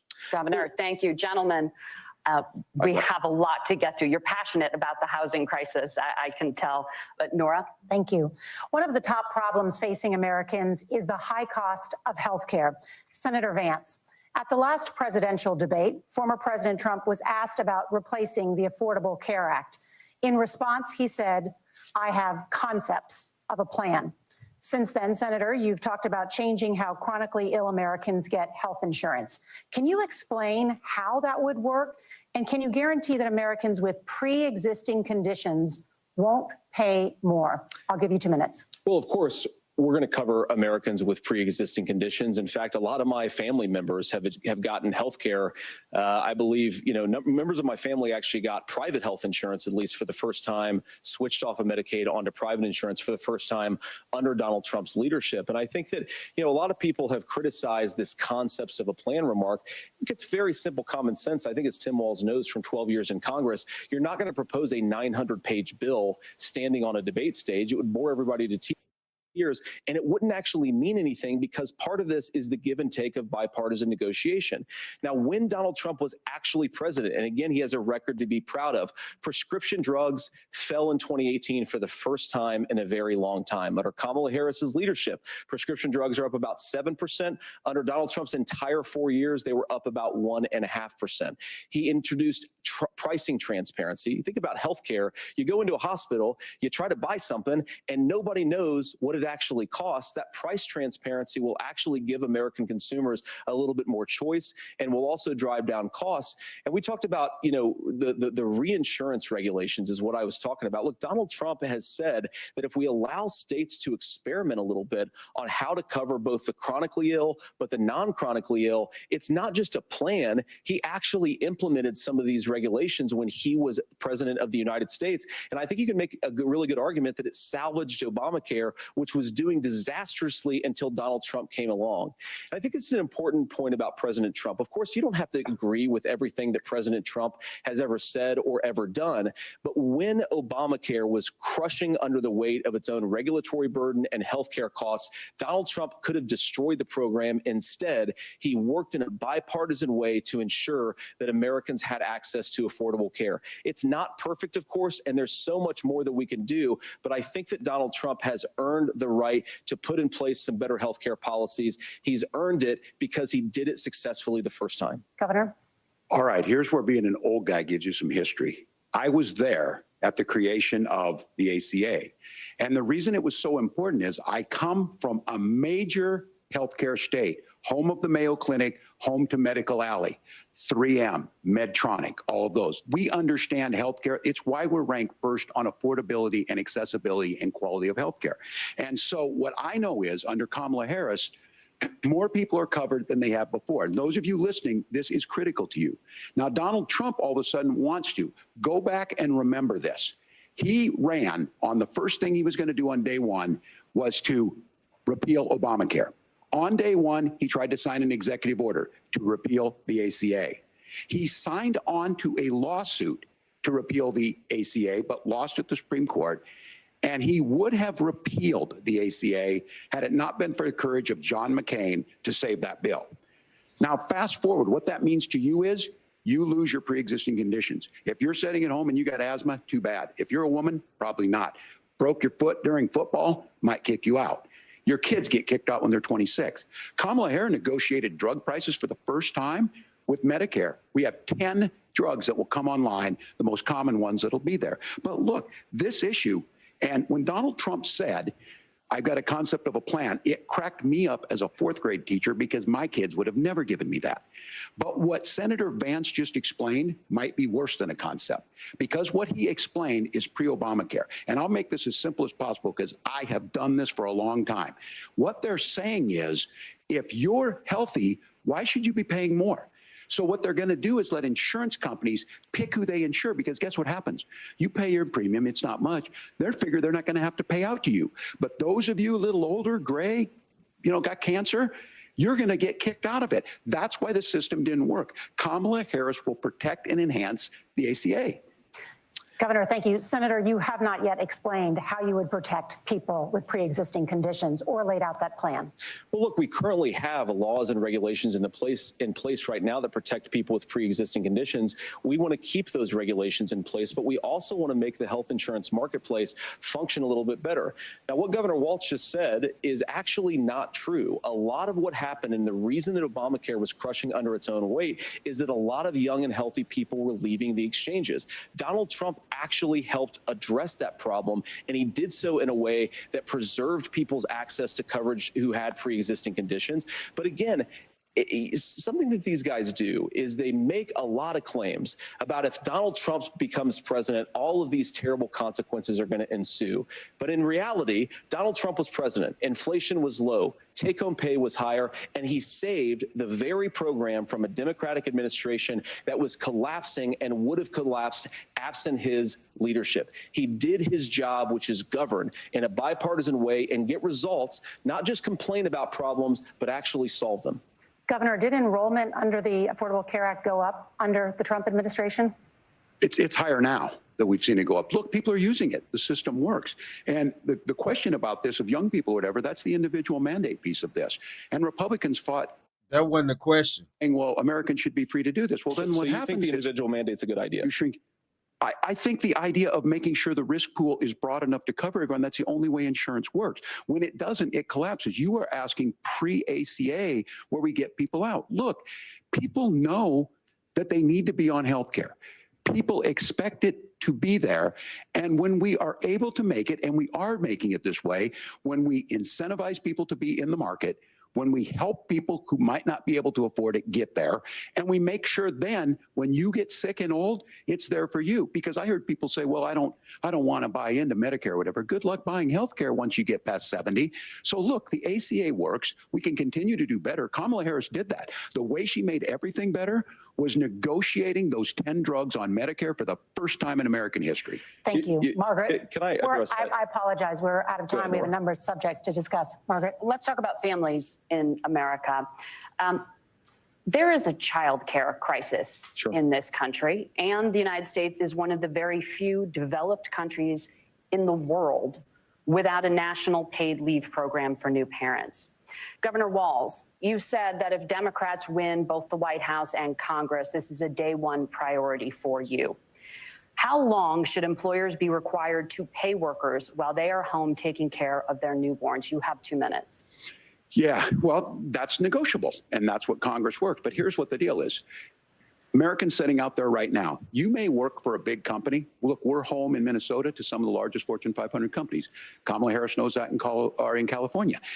Those companies provide paid family and medical leave. One is, I think they're moral and they think it's a good thing, but it also keeps their employees healthy. We in Minnesota passed a paid family and medical leave. You have a child, and I had to go back to work 5 days after my kids were born. This allows you to stay home a certain amount of time. What we know is that gets the child off to a better start. The family works better. We stay in their employers. We get more consistency in that. So Kamala Harris has made it a priority. We implemented it in Minnesota, and we see growth. That's how you become a pro-business state. But the negotiations on it, and here's the issue. Those big companies are able to offer it. Those of you out there who don't have it, just imagine what happens if you get cancer or your child gets sick. We know what happens. You end up staying home. In some cases, that means no paycheck because you've got no protection on that. This is the case of an economy that Donald Trump has set for the wealthiest amongst us. He's willing to give those tax breaks to the wealthiest. He's willing to say, bust those unions up, do whatever. What we're saying is the economy works best when it works for all of us. And so a paid family medical leave program, and I will tell you, go to the families or go to the businesses and ask them. As far as childcare on this, you have to take it at both the supply and the demand side. You can't expect the most important people in our lives to take either our children or our parents to get paid the least amount of money. And we have to make it easier for folks to be able to get into that business and then to make sure that folks are able to pay for that. We were able to do it in Minnesota, and I'm still telling you this. We were listed as the best state. We're still in crisis on this. A federal program of paid family and medical leave and help with this will enhance our workforce, enhance our families, and make it easier to have the children that you want.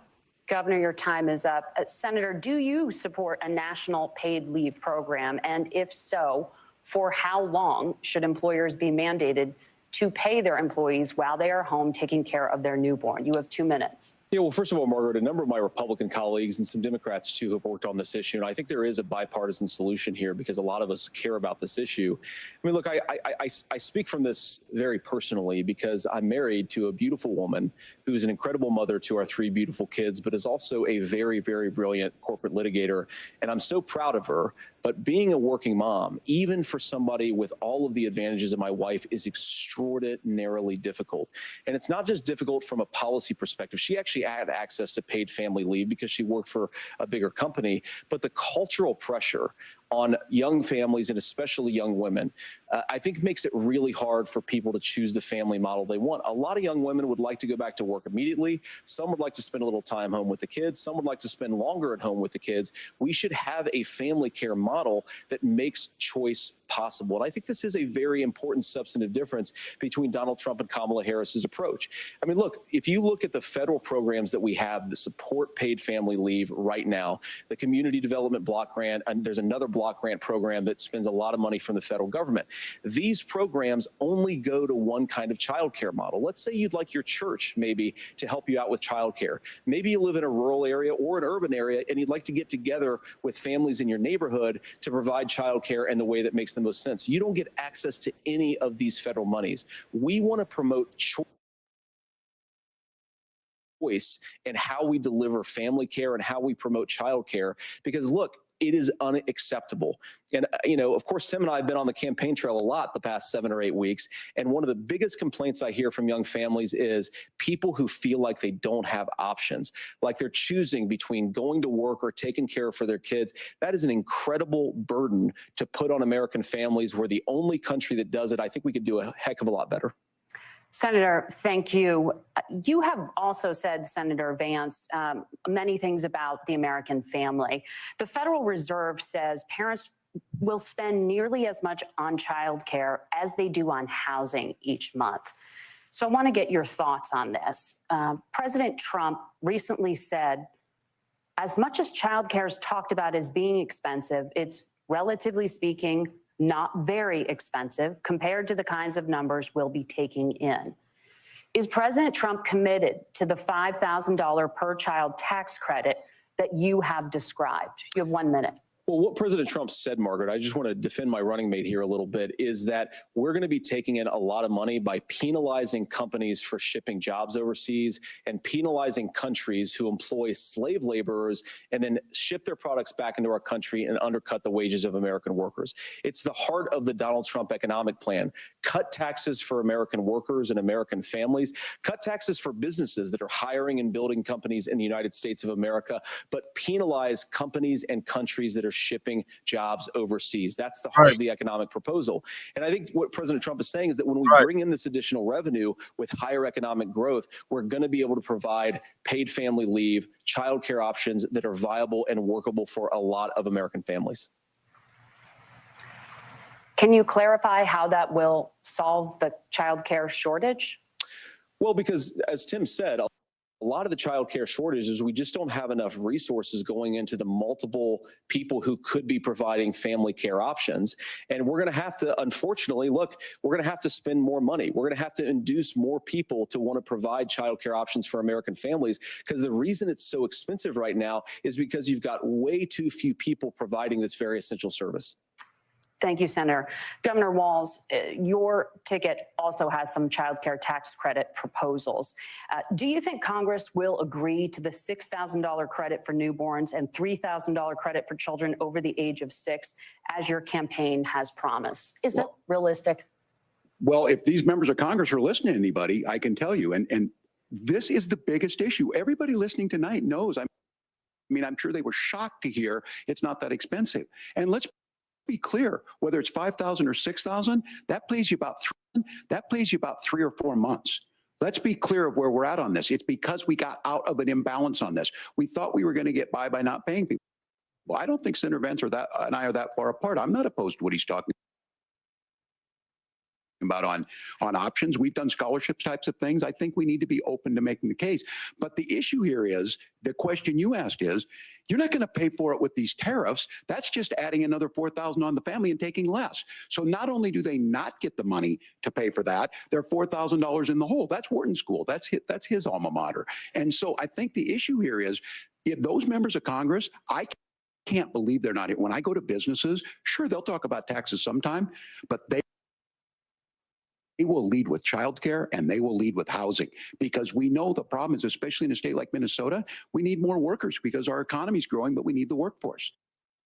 Governor, thank you. We need to move on. Nora? Let's talk about the state of democracy, the top issue for Americans after the economy and inflation. After the 2020 election, President Trump's campaign and others filed 62 lawsuits contesting the results. Judges, including those appointed by President Trump and other Republican presidents, looked at the evidence and said there was no widespread fraud.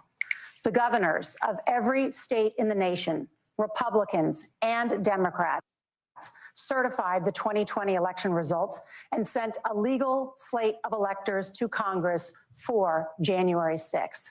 Senator Vance, you have said you would not have certified the last presidential election and would have asked the states to submit alternative electors. That has been called unconstitutional and illegal. Would you again seek to challenge this year's election results, even if every governor certifies the results? I'll give you 2 minutes. Well, Nora, first of all, I think that we're focused on the future. We need to figure out how to solve the inflation crisis caused by Kamala Harris's policies, make housing affordable, make groceries affordable, and that's what we're focused on. But I want to answer your question because you did ask it.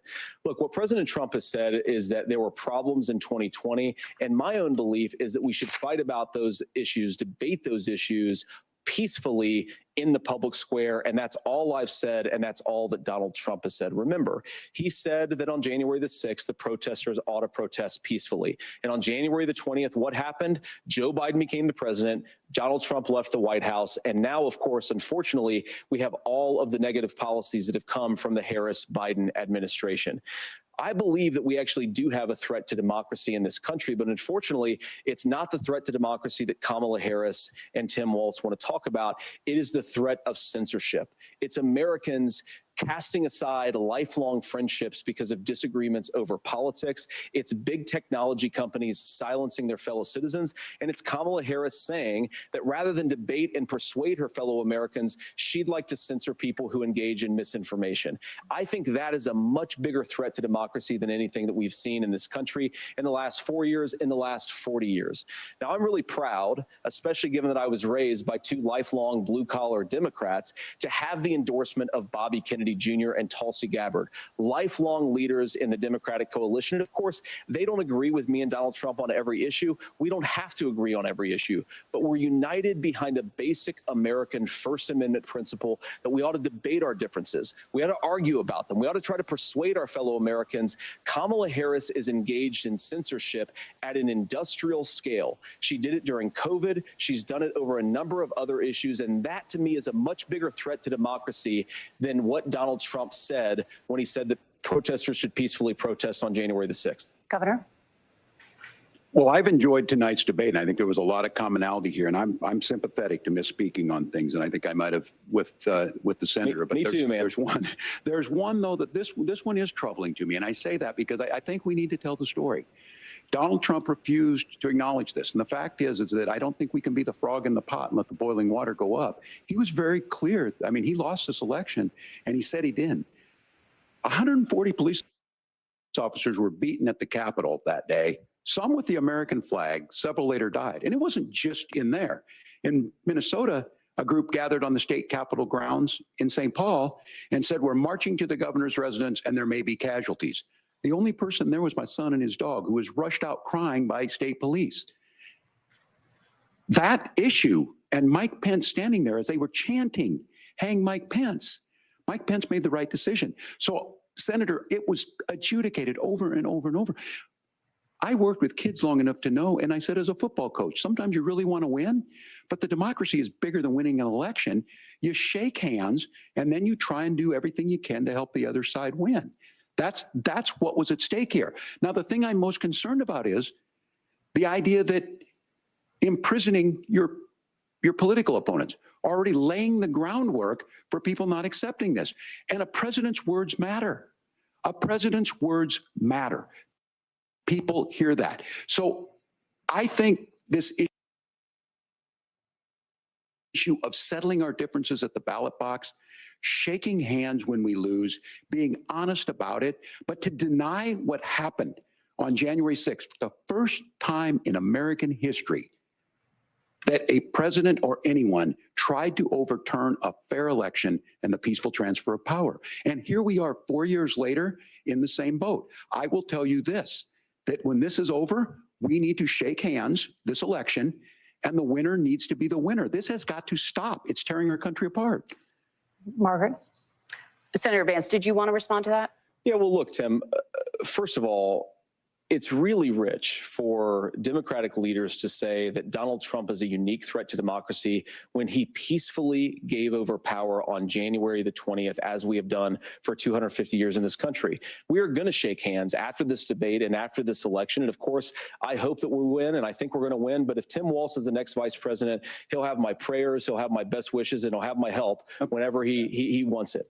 But we have to remember that for years in this country, Democrats protested the results of elections. Hillary Clinton in 2016 said that Donald Trump had the election stolen by Vladimir Putin because the Russians bought like $500,000 worth of Facebook ads. This has been going on for a long time. And if we want to say that we need to respect the results of the election, I'm on board. But if we want to say, as Tim Walz is saying, that this is just a problem that Republicans have had, I don't buy that. Governor. January 6th was not Facebook ads. And I think a revisionist history on this. Look, I don't understand how we got to this point. But the issue was that happened. Donald Trump can do it. And all of us say there's no place for this. It has massive repercussions.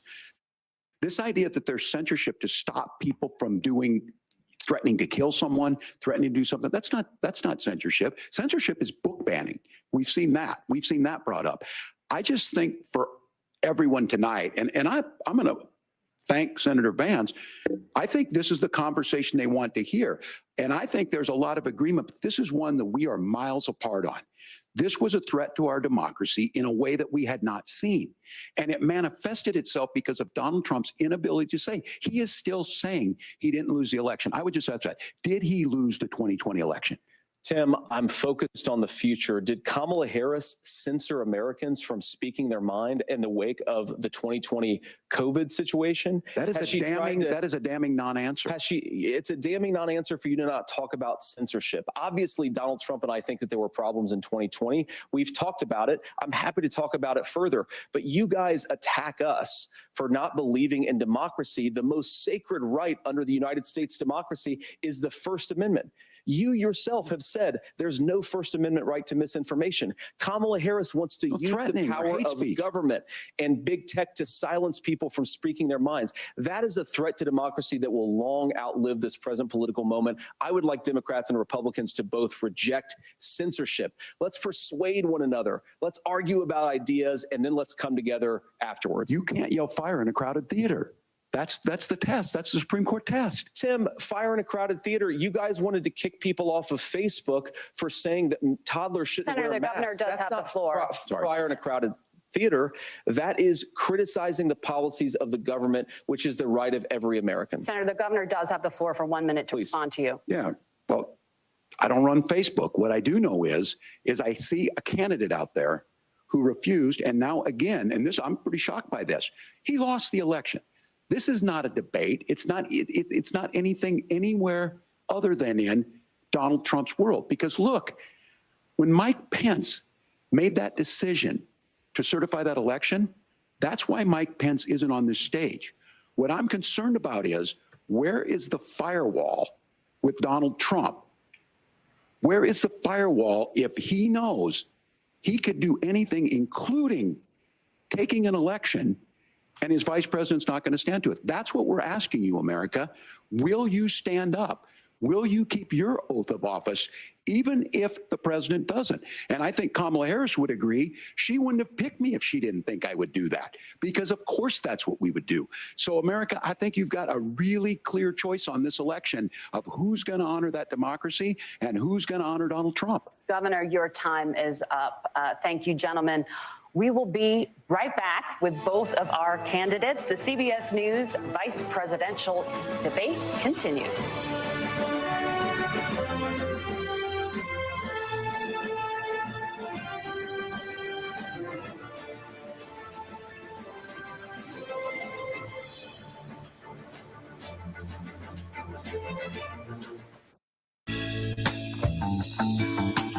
So definitely what y'all think out there. Show me some love. Hit that like, share, subscribe button out there for me. And yeah, man, it's wild out here. Yes, these are very serious topics. Thank God we're talking about these things. Glad that you guys are tuning in.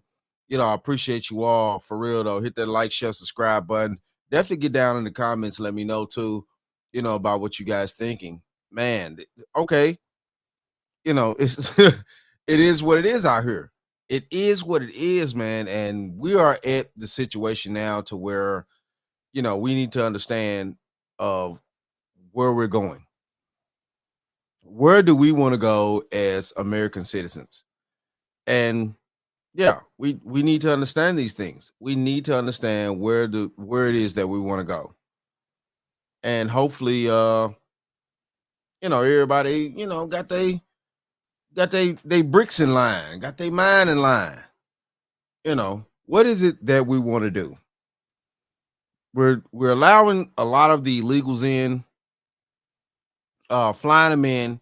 Technically, like I presented to you guys in the first segment of this broadcast. Also, too, you know, they have a mandate that, you know, the illegals can be here for up to 2 years, maybe renew, things like that. And a lot of jobs are on the line for us as natural born American citizens. And these are the issues. Hopefully we can try to figure things out. And, you know, yeah, it's a tit for tat situation with what we got going on here. You know, a lot of points are being proven, a lot of points are being brought up. And yeah, man, hopefully we can do what we need to do. But, you know, our country is at stake. And we need to figure things out real quick. We need to figure things out real quick about who's the best to serve. We need to figure this shit out ASAP.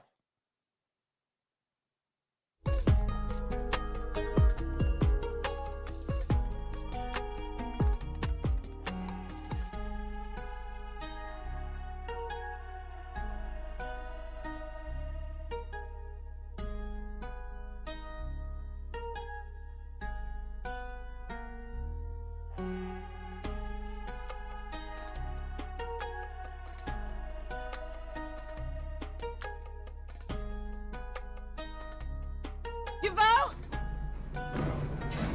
Are you gonna vote? Will you ask people that you know to vote, please? And will you ask them to vote for me? Thank you. We'll talk about that some other time. No, I want to talk about it now. See, Fred, another reason Fred, I said we'll talk about that some other time. You don't tell me what I talk about. You don't tell me what I talk about in my own house. Don't you point your finger at my nose, Fred Sanford. I'll point my finger at your nose and I'll point my foot somewhere else.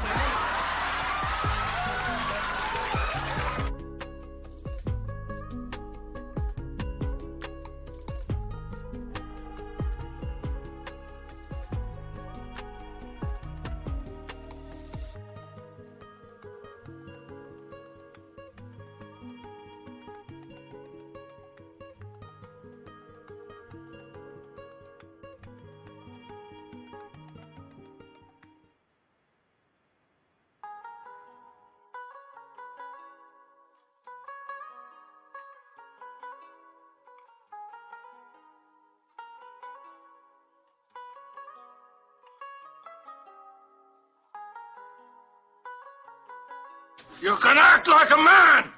What's the matter with you?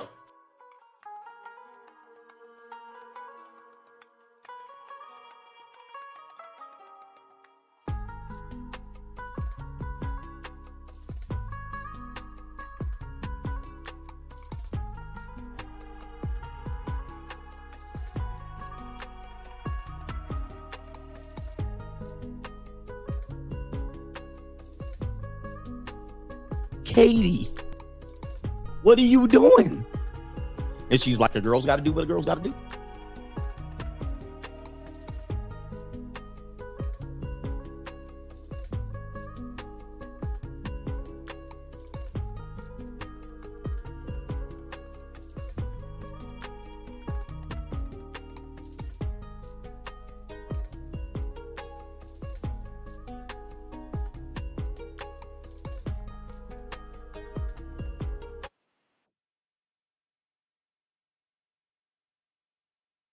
Coin toss and elected to go last. So Governor Walz, you are first. You have 2 minutes. Well, thank you, Senator Vance. Thank you to CBS News. And most importantly, thank you to all of you. If you're still up and the folks who miss Dancing with Our Stars, I appreciate it. But look, the support of the democracy matters. It matters that you're here.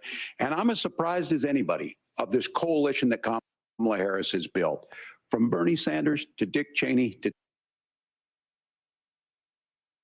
Taylor Swift, and a whole bunch of folks in between there. And they don't all agree on everything, but they are truly optimistic people. They believe in a positive future of this country and one where our politics can be better than it is. And I have to tell you, that better than it is the sense of optimism that there can be an opportunity economy that works for everyone, not just to get by, but to get ahead. And the idea that freedom really means something. Not the freedom of government to be in your bedroom or exam room, but the freedom for you to make choices about yourself. Now, look, we all know who Donald Trump is. He's told us, and as Maya Angelou said, believe him when he told you that. His first inaugural address talked about American carnage, and then he spent 4 years trying to maybe do that. Senator Vance tonight made it clear he will stand with Donald Trump's agenda. He will continue to push down that road. Excuse me. Kamala Harris gives us a different option. Now, I'll have to tell you, I'm going to be careful about the quotes, but there's one that Senator Vance said that does resonate with me. He said, Donald Trump makes the people I care about afraid. A lot of America feels that way. We don't need to be afraid. Franklin Roosevelt was right. All we have to fear is fear itself. Kamala Harris is bringing us a new way forward. She's bringing us a politics of joy. She's bringing real solutions for the middle class, and she's centering you at the heart of that. All the while asking everyone, join this movement, make your voices heard. Let's look for a new day where everybody gets that opportunity and everybody gets a chance to thrive. I humbly ask for your vote on November 5th for Kamala Harris. Governor Walz, thank you. Senator Vance, your closing statement.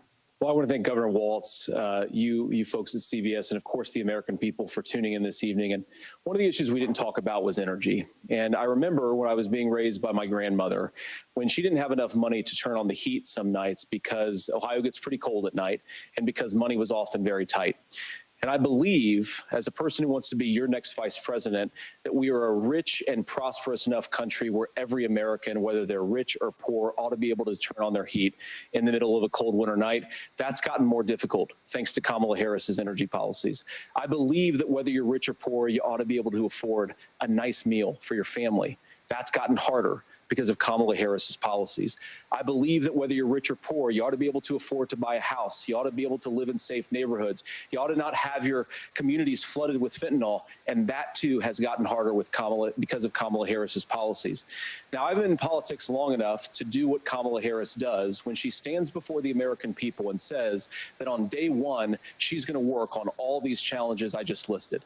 She's been the vice president for 3.5 years. Day one was 1,400 days ago, and her policies have made these problems worse.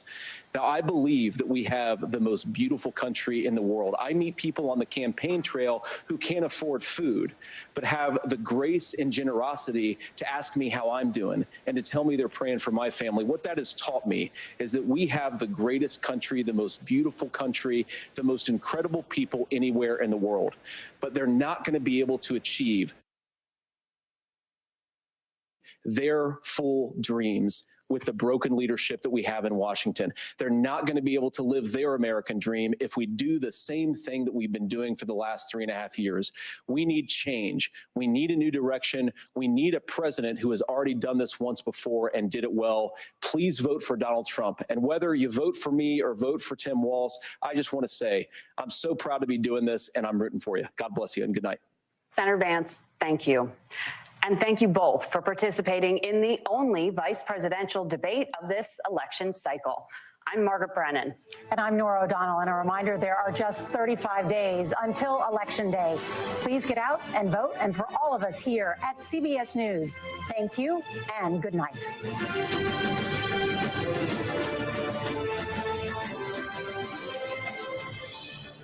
A handshake, and that's the end. Tim Walz, J.D. Vance squaring off for about 90 minutes in the heart of Midtown Manhattan, the CBS News studios, as their families come out to greet them after what was really a quite civilized debate. And I mean, perhaps that's one of the headlines we'll talk about as we turn to meet the press moderator, Kristen Welker, and Hallie Jackson, our senior Washington correspondent. Lester here still with me in New York City.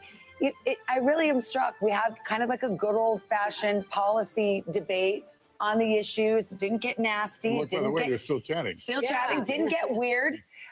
You know, they took their shots, but it was earnest. And there were even moments of kind of congeniality and collegiality. There were a number of moments where each of the candidates turned to each other and said, I agree with you. When Governor Walz said that his child had witnessed a shooting, you heard Senator Vance say, I'm so sorry that that happened. Look, zooming out, it was clear, I think, that Senator J.D. Vance knew his challenge tonight was to come off as more likable. I received a number of texts from Republicans and Democrats who say he was very effective at doing that. He's coming off as normal, even compassionate, even on the issue of abortion and economy, one Democrat said to me. And then at the end of the night, something very significant happened, which is that Governor Walz turned to Senator Vance and said, did Trump lose the 2020 election? Vance said, I'm focused on the future. Walz said, that's a damning answer. I do think he said that it's a damning non-answer. Non-answer. And I do think that exchange and non-answer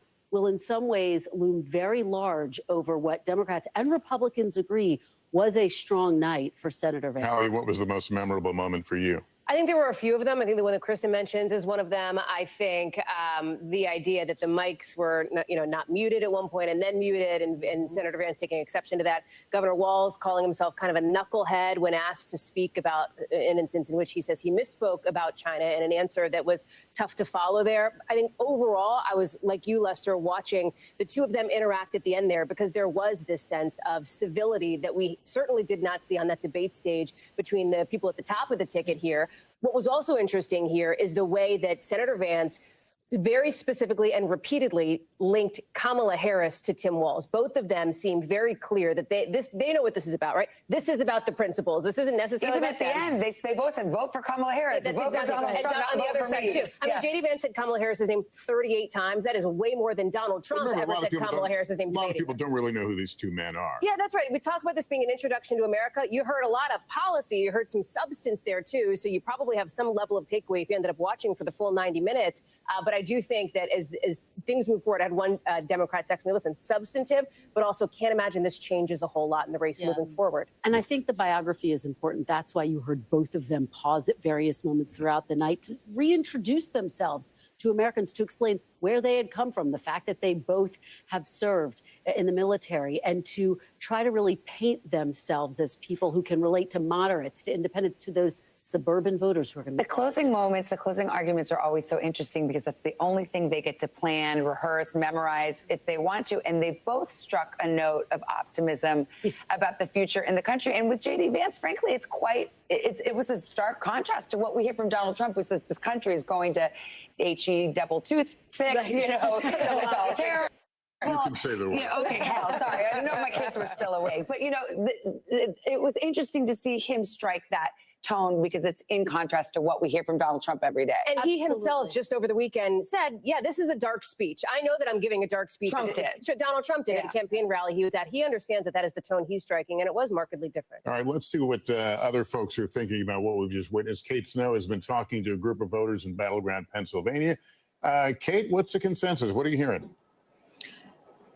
Lester, it's really interesting. We've just been chatting since the debate ended. We are in Pennsylvania, right, guys? And we talked about how you feel the pressure that this is a swing area and that you could actually decide this election. So, Brian, let me start with you because you were really torn going in before the debate. You talked about not knowing exactly what you want to do. How are you feeling now? You know, I feel like Walz probably hit it on the head a lot of times. It's probably 60-40. 60-40 for Harris? For Harris. Yeah, I feel like Vance sort of danced around a lot of questions. You know, it's not really going to, the vice president debate is really not going to have any kind of meaning on how I vote. But as you sit here now, do you have more certainty about how you're going to vote or not really? No, not really. No. But I do think that Walz sort of, he was really for the people, right? And Vance did a lot of deflecting and a lot of, he just really wasn't sure. He kind of danced around answers. So, Brandon, you said you felt like Vance was just saying the thing. What were your words? He was saying things that people wanted to hear? It sounded like he was saying things that people wanted to hear. He sounds like he was trying to be more human. This does not necessarily align to what he said before, in my opinion. And you said that now you are feeling a little more certain about going with Harris. Am I reading that right? Yes. Now it's October 1st. I think it's irresponsible to have this much uncertainty coming out of either side. Vance did nothing. He did not answer the question for me. And he made a lot of connections that weren't really there for me. Claire, we were talking a lot afterwards about childcare because there was that whole section toward the end of the debate about childcare, and you're really involved in this as a member of the community here. You're a mom. You're involved in policy discussions. So what was your take on that? Thanks, Kate, and thanks for NBC for having us. But I was really interested in just like, again, I feel like we're looking at two men telling like us what women are going to do, and I'm still not there. You know, I still feel like we need more representation. We need more of who I want to see. We need more people who can break down systemic differences that stop our government for either party being able to make effective policy. So after tonight, I still feel like a little unwary about exactly who I will be voting for, and if I will be voting at all. If you will be voting at all. Oh, you know, I'm sure both sides, both of those men would have said, please vote if you can. John. Just want to add to that point, you know, again, we have two men discussing issues that are, you know, have to do with women's rights and whatnot. But let's not forget that the person at the top of the ticket for the Democrats is a woman, and she has a lot to say, which maybe that will help. And we know that you support Harris. John, I know quickly you also said the economy, the economic plans that you heard tonight cost a lot more than you expected. Yeah, I was surprised to hear the price number that the Wharton School of Business attributed to Kamala's plan. But then when I heard that Trump's plan was 3 times that, I was pretty much shocked with that number. Rona, you were considering voting for Trump now? I didn't learn anything in this debate that kind of helped me reach a conclusion. I was really happy with both of their answers about Israel at the very beginning. But I had a crazy day today. I started this morning interviewing Aviva Siegel, a former hostage whose husband, Keith Siegel, an American, is still held hostage in Gaza, along with another 6 Americans and over 100 others. And no one addressed that at all. No one addressed rising anti-Semitism on college campuses. I have more homework to do. Thanks. I'm afraid we're out of time. Thank you all so much for sitting with us and for watching. Lester, I'll send it back to you guys. Fascinating, Kate. Enjoyed the conversation. All right, let's go back to Tom Yamas. He's in the spin room. Have you been spun, Tom? Yeah. Well, I can tell you the spinning is just starting. The room is also starting to fill up now. I'm just looking over my shoulder to see who's here of the surrogates. We have Senator Tom Cotton is here, Representative Elise Stefanik, Governor Pritzker of Illinois, Senator Mark Kelly, and others. It sounds.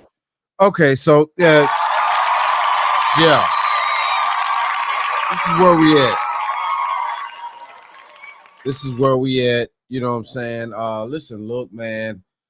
Yeah, it's a lot that went on in tonight's debate between the two candidates and things like that. You know what I'm saying? Shout out to both of them and things like that. Hopefully, all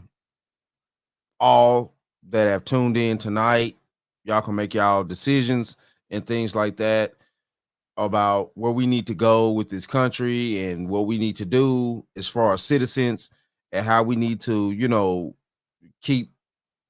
keep us as, citizens with our substantial money and things like that floating for us.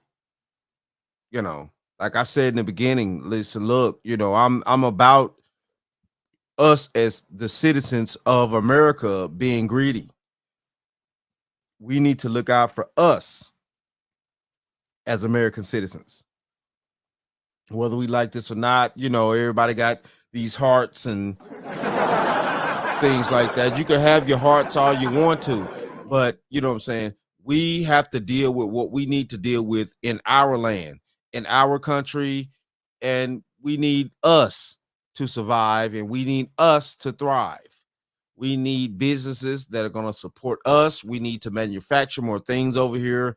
We need to do the best for us as Americans. And other things that come into play that they talked about, yeah, the situation definitely, of course, women's rights, all this type of things like that.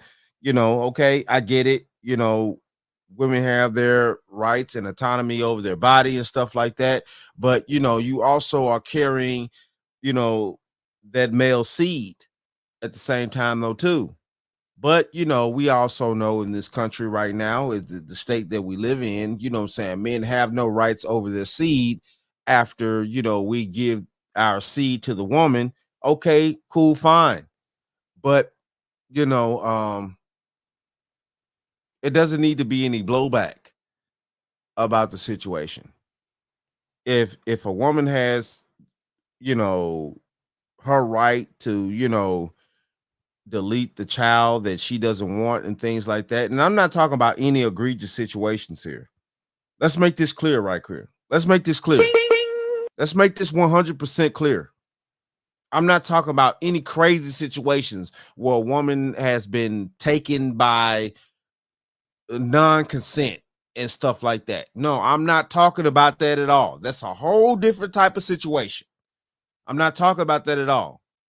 But if a woman is consenting to deal with a man, marriage or relationships or consent of sexual activity, which we know that we are all out here having sex, some protected, some unprotected.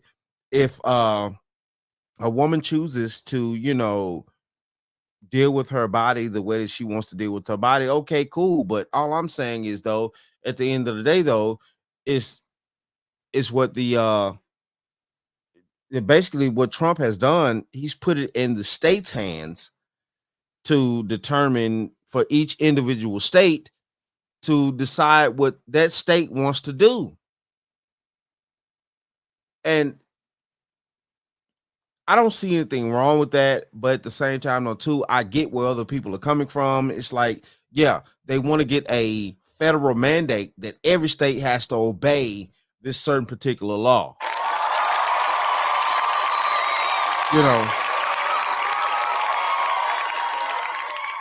And I get it, though, but you know what I'm saying, at the same time, though, too, we have to respect each state.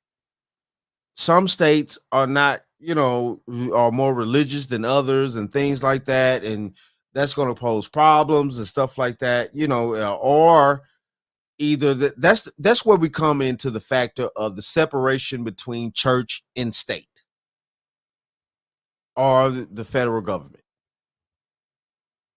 We wanted the separation between church and state, which also trickles to the federal government. We wanted that separation. So this is where we come to here with that type of factor and things like that. So yeah, it's put in the state's hands. But at the same time, though, too, we also need our understanding about dealing with, our government workers, our dock workers, things like that. It's a lot that's going on over here in America at this exact moment within this election that we're having these issues with. We're also about to go into a situation to where if those the dock workers and stuff like that are on a huge strike, the American economy is about to be affected superly. You know, we have a lot of products that get shipped from these docks, gasoline, food, uh, clothing, a lot of things that get shipped through these docks and stuff like that. And also as well, we have the factor about that we need to actually understand, everybody's side. I get it, but at the same time though too, we can't sit there and actually want something best for our country, but at the same time though too, vote against it. Do we really want the best for our country and to, prosper financially, economically, which is financial, but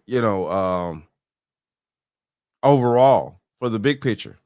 And I don't care what we talking about, where rich, poor, or whatever you decide, whether you pro-life or against it, whatever.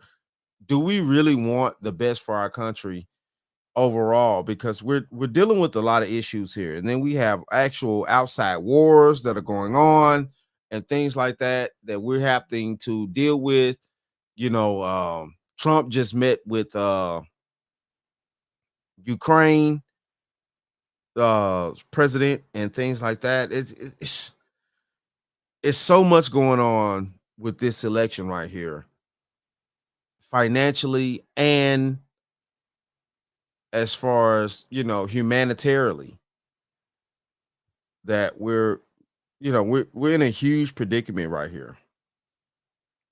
But I'm just saying, do your research, figure out the best option that you guys want to vote for out there, or if you even want to vote.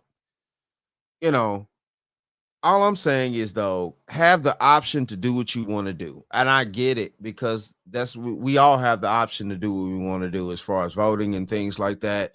Yeah, vote for who you want to vote for.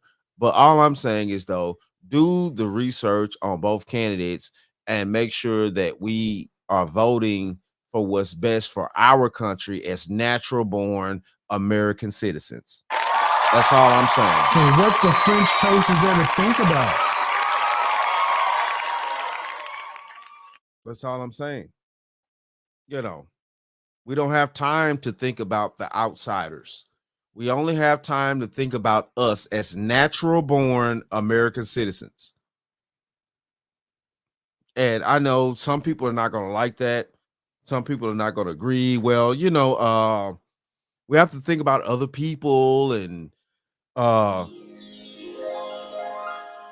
those people are coming over here because they want a better life and things like that. And I get it, but they're bringing in such mass amount of people on such an unregulated scale, because they're not going through the proper regulations that we have established in this country, that we've also had since the early 1900s about bringing immigrants over. And I'm coming from a ADOS black man. As far as my ancestors were brought over here, not by their own free will, to a degree. So I'm not speaking of the immigrants that came over here in the early 20th century and things like that, the Italians and the Jews and things like that came over here in the early 20th century, that were that came over here. My ancestors were brought over here, on the slave ships. And I'm thinking about this from a whole different perspective, in my mindset. But I do get it, and I understand about others that want to come over here and they want to have a better life. And I'm not knocking that. I'm not, diminishing that as well. But all I'm saying is though, but by this point right here, please come over here the proper legal way. and do the things that you need to do to be legal. Come over here, learn the language that we speak over here and things like that. Yes, and I'm seeing it on my side as well, where I reside with my living status and things like that. And I'm seeing more individuals show up that cannot speak clear American English because they haven't been vetted properly and things like that. And, it's like, listen, look, I should not have to learn another language in my own home country because, where I was born into. I mean, if I want to learn another language, I'm going to do that because I want to. I shouldn't have to be forced to do so.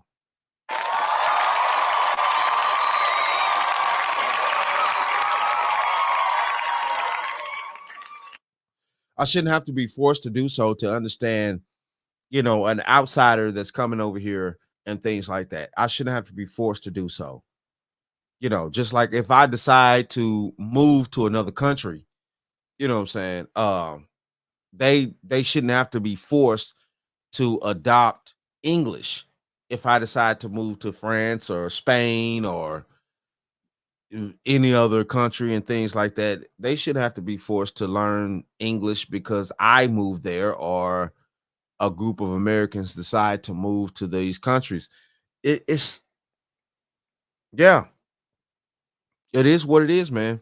It is what it is. And we're dealing with these situations out here and we're dealing with this unbalance and we're being forced as American citizens to have to deal with certain things economically, physically, emotionally, all types of things. And yeah, hopefully, tonight's debate and things like that, yeah. Hopefully, you know what I'm saying, you people out there are paying attention and, pick what vote how you want to vote. I'm not trying to sway anybody, but my thing of this is that it's nowhere around this crap out here. We're in a deep hole and we already have a huge issue. Well, huge issues. The ports are being overrun. We barely probably gonna get food here. Let's see how this shit finna go over the next 2-3 weeks, maybe a month. Yeah, man. It's crazy out here. It's crazy out here. Yeah. So what the French toast is there to think about? Yo.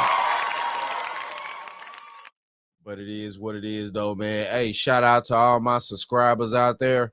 Mad love to y'all. If you're new to the channel, please hit that like, share, subscribe button. Make sure you ring that bell to be notified whenever I decide to post things. And like I always say, and that, my friends, is the bottom line. That, my friends, is the bottom line.